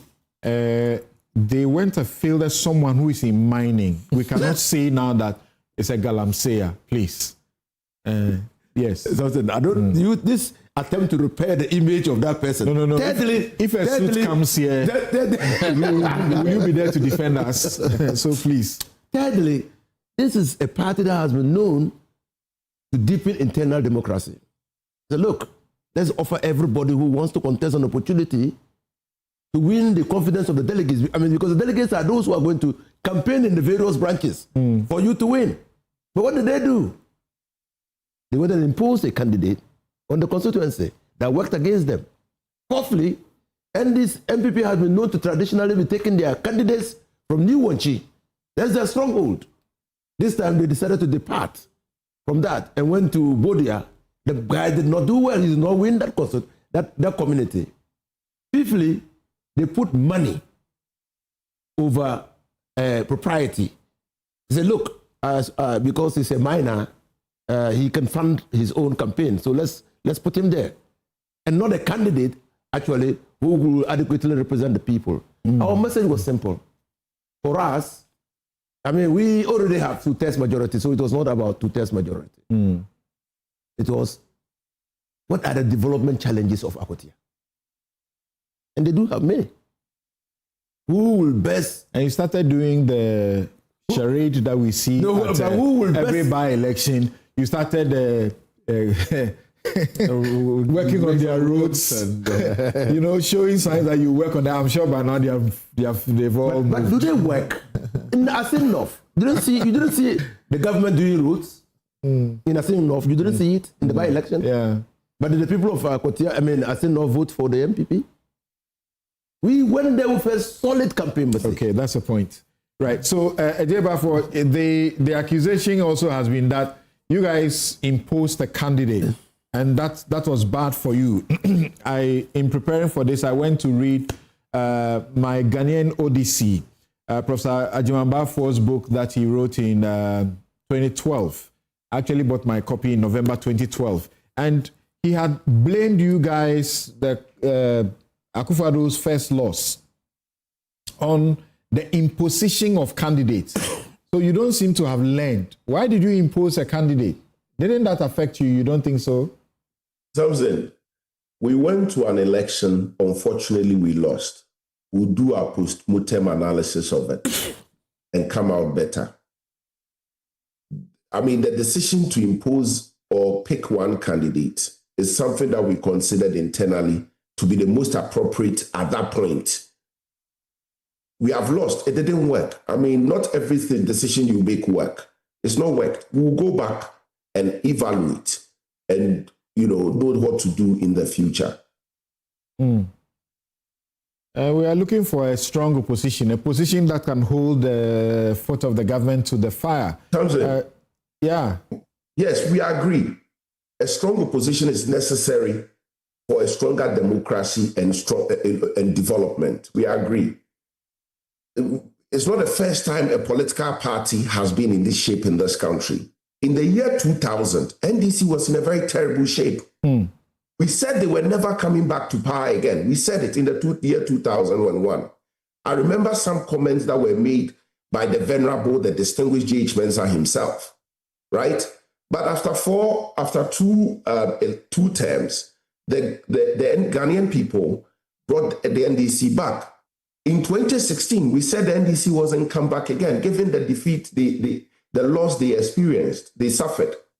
But Ghanaians gave them another opportunity. So it is always the case.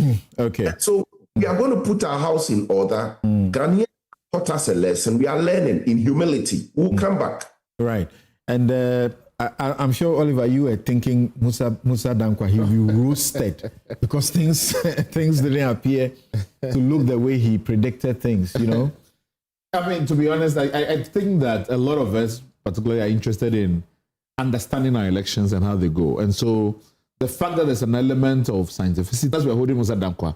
Polls everywhere, there are slippages. And it seems like in this case, we're not even allowing any margin of error.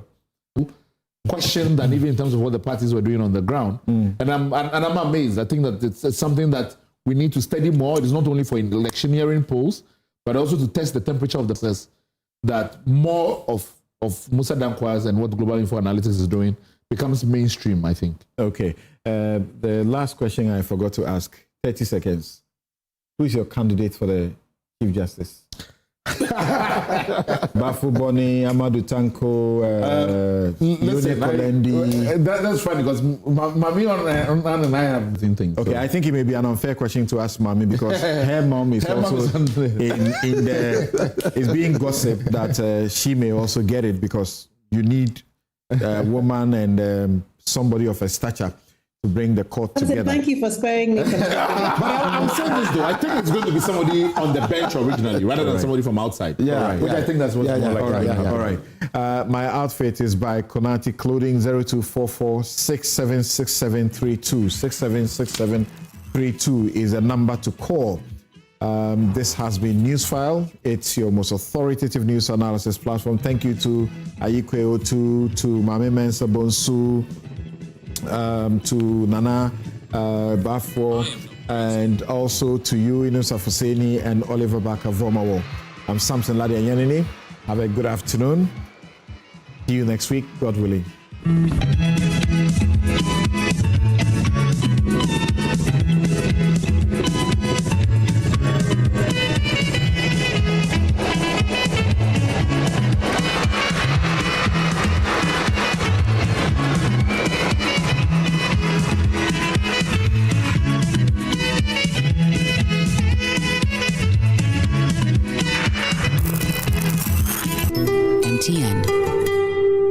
Bank of Africa, as strong as a group, as close as a partner. Where Duraplas goes, water flows. PS Industries has introduced a new roofing system known as ColorLink Plus. Flamingo paint, simply superior. Sintetang, are you strong? Are you tough? Cherry Tree Properties. We develop spaces as though we were going to occupy them.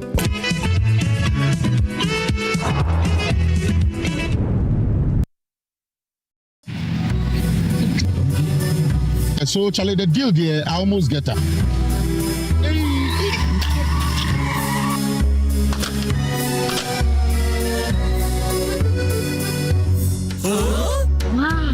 Syntax pipe, as tough as it can get. You're so sorry with your back, sorry. Oh, what you was that thing? What the cat never well. We can catch him. Mitchell. Hey! Now, I'm back. Between the fire and carbon. Hey, madam, pipe, menu. A syntax pipe. Metono, Omukacham send one day, pa. Say a fee, say a foam. The pipe we be a yannick dumb. Syntax pipe.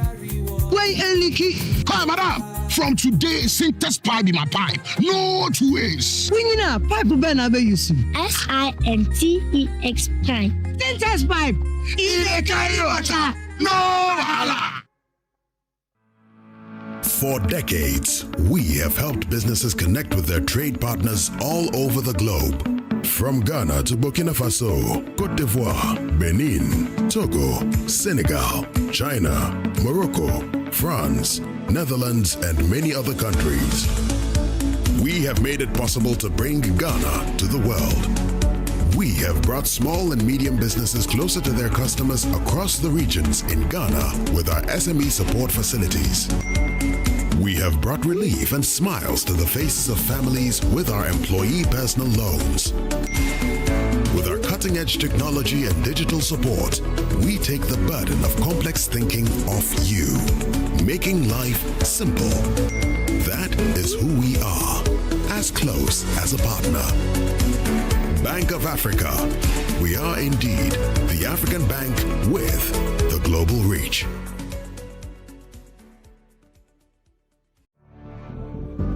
Welcome to Tropical Cable and Conductor Limited. We are a proudly 100% Ghanaian-owned cable manufacturer with over 28 years of experience, trusted by construction, mining, and real estate experts across Africa. Tropical Cable, wired for Ghana. Tropical Cable, top up record.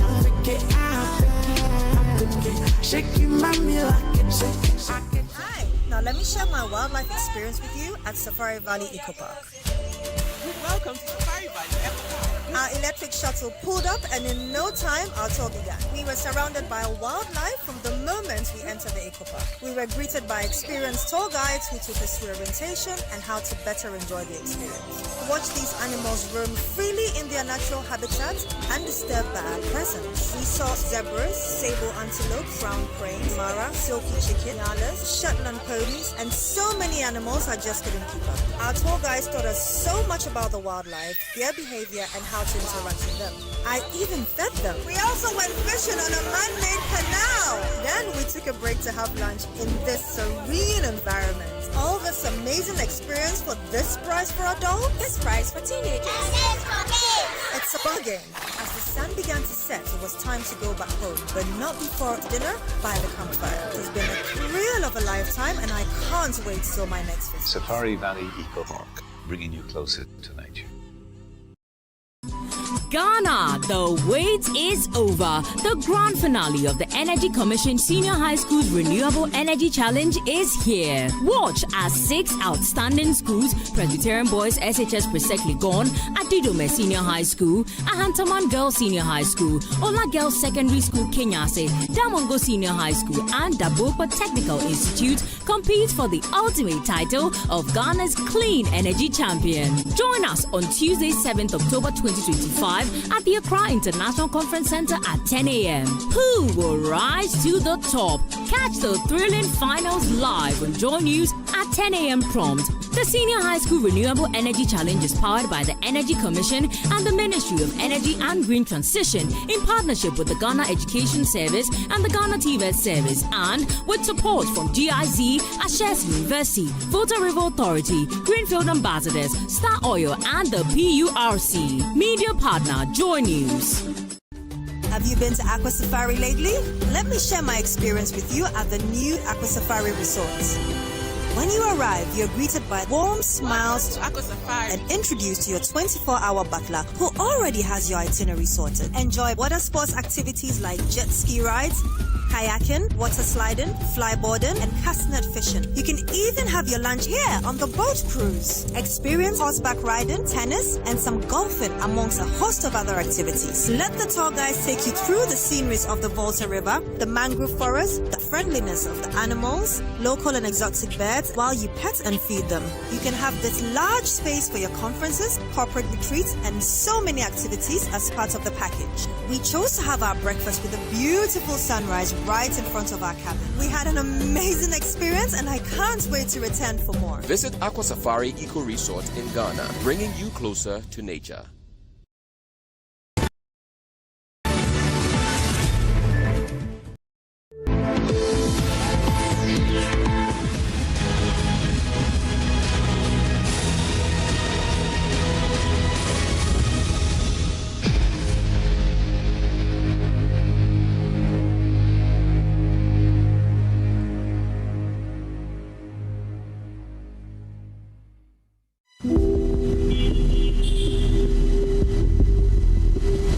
Bleaching among children, a disturbing trend festering in Ghana.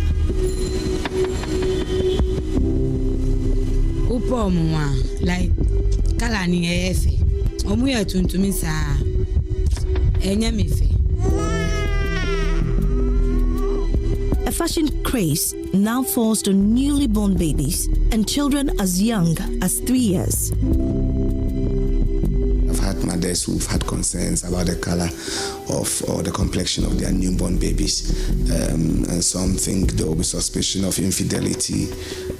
Others want some designer babies that have a particular color and therefore want to do anything to get the baby to get fairer.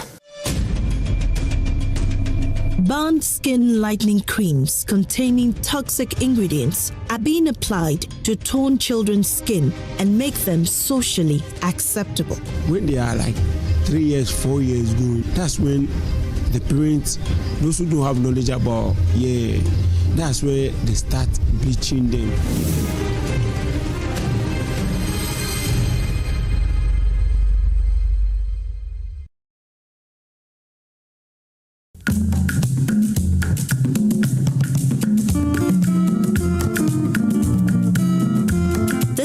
Is happening in many parts of the country.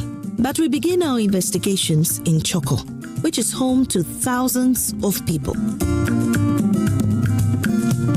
The people here are mostly fisher folks and traders.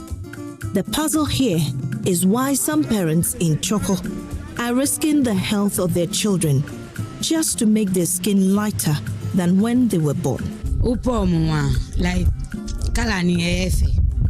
Upo mwa omuya tuntumi saa enya mife nti enya nkubia nsu na mideslanu light one sebena nikala na da ofan na enya kokopa na diomsu ema omubode mbomsu nti uslan pana oyo kokopa onye fan de biana oba fam nkunu ndinesu Intenya nkubia na ya ye nkwala nkwa uni kala be fine nenso uslan pa kokopa ni body ntumi ba ni side bia na oya nipa kese onenso nkuni ntide bia oya kitwa body ni ntumi njina niso. Carol has 2 children and she's a fishmonger. Carol believes beauty is incomplete if a person's skin is dark. So, she has consistently managed to turn her dark skin tone and made it lighter. Mi uso obi e kokoye mi fe. Ntina mi so. Mr. na mi pe kokopa light one. Na o mama no papa o me koko. Devi. Mi mama e tuntu, mi papa nsi e tuntu. Na we say obane papa o ye koko. Devi, onye koko nenso ni na ye koko. Her children were born with their natural dark African skin tone. But Carol has not been happy with that. So when they were only 3 years old, she started applying skin toning creams and substances on the children just so they would fit in their community's definition of beauty, light skin. O min slanu neso stati ko school na Mr. O she school ase time ben odi mfie se no she school ase. 3 years. Itu cha se extra no ho free 3 years ago. Na we see inkumbe na ode stra no. Omuza Skin light no one kasanso de serebi. Debe mimi esun kwa misumisila. Na inkumbe na wo de stra.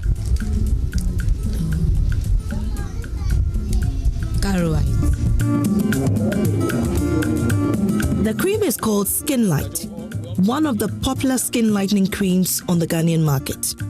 Its active ingredients are hydroquinone, mometasone, and tretinoin. Hydroquinone belongs to the class of skin lightening agents that work by decreasing the amount of melanin that is responsible for the darkening of the skin. But these ingredients would one day leave its users with grave health conditions, including kidney failure, liver challenges, and skin cancer. Reason the Food and Drugs Authority has banned some of these skin lightening creams. For some, it's deliberate. It's intentional. They know what they are doing. They want their children to be fair. That's why they use these cosmetic products. Because they also contain skin lightening agents, which are toxic when they are used over a long time. As we talk, hydroquinone containing skin lightening cosmetics are not permitted as cosmetics anymore by the FDA Ghana. it can be sold as medicinal products in pharmaceutical outlets because of the need of this ingredient for certain skincare conditions. Carol says she's aware of the long-term use of these products and the implications for her children, but she has found an unorthodox way around it. For a fishmonger, the cost of the bleaching creams is a huge drain on her income. Why not travel? Obianche, mina me cause me penkwa, the best home. Intimiana me kotoy, enu binani na nasila. Intimiana me kotoy. Aya, onye worried say bia ode nkuni sra mo ingredients ne betimi aha mo dache. Enu de minimum. Say betimi aha. Nenso anopa mislo muzanaju mu slap powder edida anopa no mas lanaju powder. But she's not the only one neck deep in this creeping public health threat. Another mother who pleaded anonymity says keeping the skin of children fair is a big deal to many parents here in Choco. According to her, some mothers go to the extent of using a hydrochloride bleach. I'm a use of Parazole. I'm a bleach of a Parazole. Parazole, like, how do they do it? I'm mad. Low Parazole. I'm a bahy. I'm a back pale raw. I'm a chumi heat me. 30 minutes. It was 30 minutes. La chaba actually. Okay, you go make a jury. Make my own acid fuel photo. I'm a mummy. Ni ameke po ame kona fela me achu usually like akekpa beken bibi ahe alo para most Parazole akekpa beken bi shi mujime ni na wa na akekpa beken bi bona e wa na beken bi oni da ko kule ina stretch marks e bi feel red.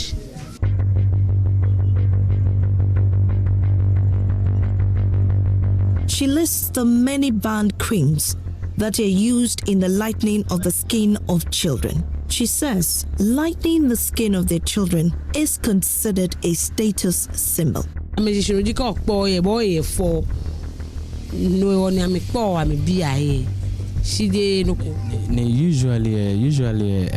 mere creams ni kefio ame use. Usually I'm use Skin Light, Paw, Viva White, Pure Skin, Gold Skin, Pure White Gold. Head of Cosmetics at the Food and Drugs Authority, Emmanuel Nkrumah, says hypochlorite, popularly known as Parazole, is not designed to touch the skin. Using such a bleach could be extremely harmful to children. Parazole, that's the name that's been given to it, but it's a brand. The actual name is bleach. That is hypochlorite bleach. Hypochlorite bleach is not made to touch the skin, right? It's for floors, surfaces, to disinfect surfaces. And it's a very harmful chemical. It's even in that category, it's one of the high-risk categories in this class. And so when you use such a product on your skin, it's very dangerous. Even when you are using it to clean the floor, there are very serious precautions as to the protective clothing or hand gloves, etc. that you have to use, and the mode of use and application is also clearly indicated on the label. It's very important, and it has to be followed. So it's not a skin care product or preparation.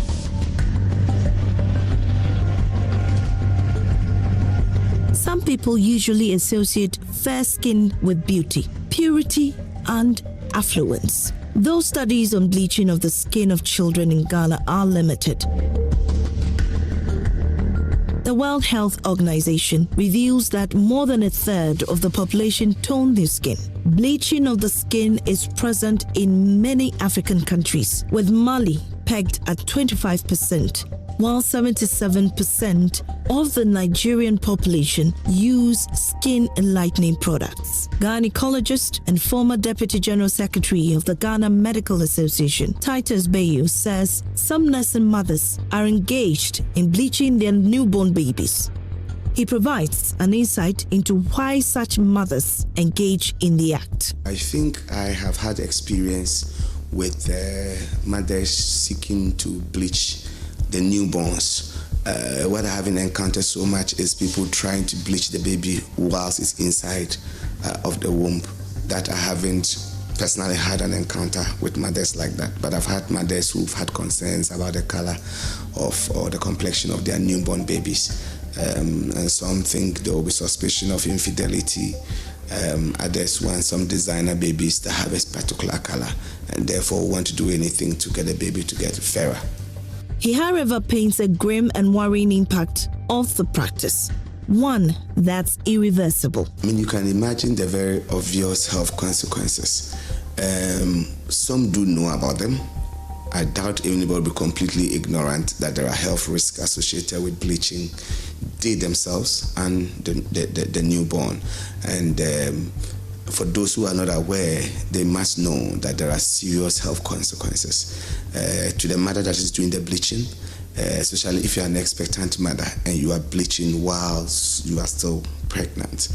That has even more catastrophic effects on you, right from all the steroid issues. The baby could come out with symptoms of virilization, where if it's like a female fetus, depending on what was used for the bleaching, you can have male features as a baby, and sometimes may lead to a phenomenon we call in medical terms ambiguous genitalia, where at birth it may even be a little difficult for the doctors or birth attendants to identify the sex of the baby, because if you are using some steroids and they are the male type of steroids and they are in excess, you can have the clitoris of a female baby becoming so big that you may think it's the male phallus. In 2018, the Food and Drugs Authority raised a public health alert over expectant mothers relying on cosmetic pills to bleach their unborn babies. Dr. Emmanuel Nkrumah is head of cosmetics at the authority. Glutathione has a way of doing that, but the glutathione itself is not registered as a cosmetic product to be used for skin lightening, because anything that you take in, whether oral or you inject, ceases to be a cosmetic product. It turns to be a drug, because the pathway is different from that of a cosmetic product.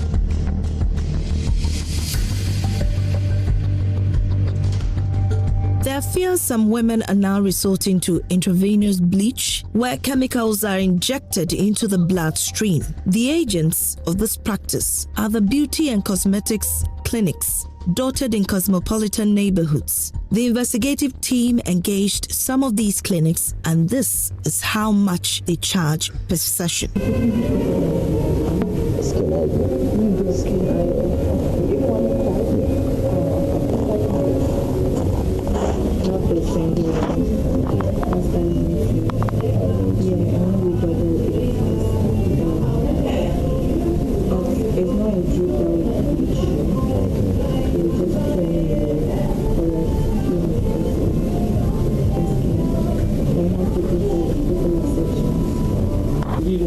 God forbid anything happens, you're always going to blame the day.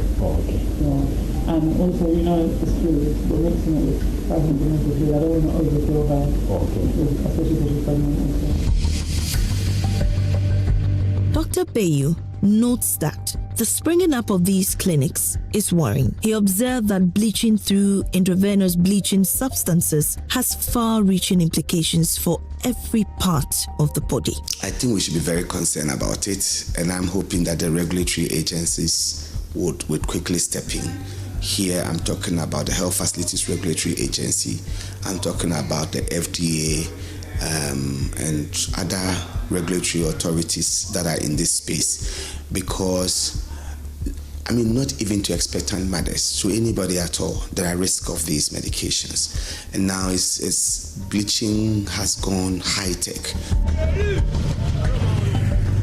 Former Director General of the Ghana Health Service, Dr. Nsiasari, believes the time to crack down on the operations is now. I don't believe they are actual clinics. Most of them, I'm sure, are beauty parlors and beauty salons. I'm also worried about it because I see people even advertising boldly. And now everybody puts stethoscopes around the neck and this thing. So we are not even sure. I'm not very sure if it's owned and manned by health professionals. Anybody who goes into the body of the person, into the vein, or give any medication should be qualified to do so.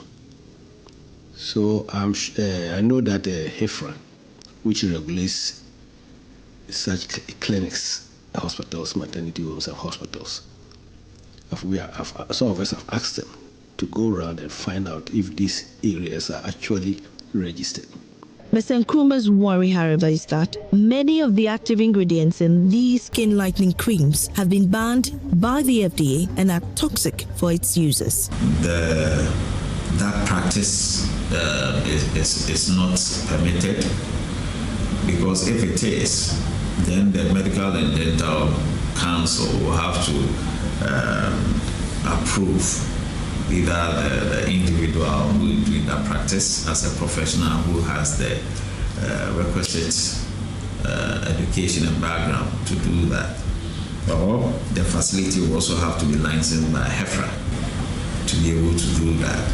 Then it means the details of whatever practice that goes in there has been seen and approved by the regulators for that matter.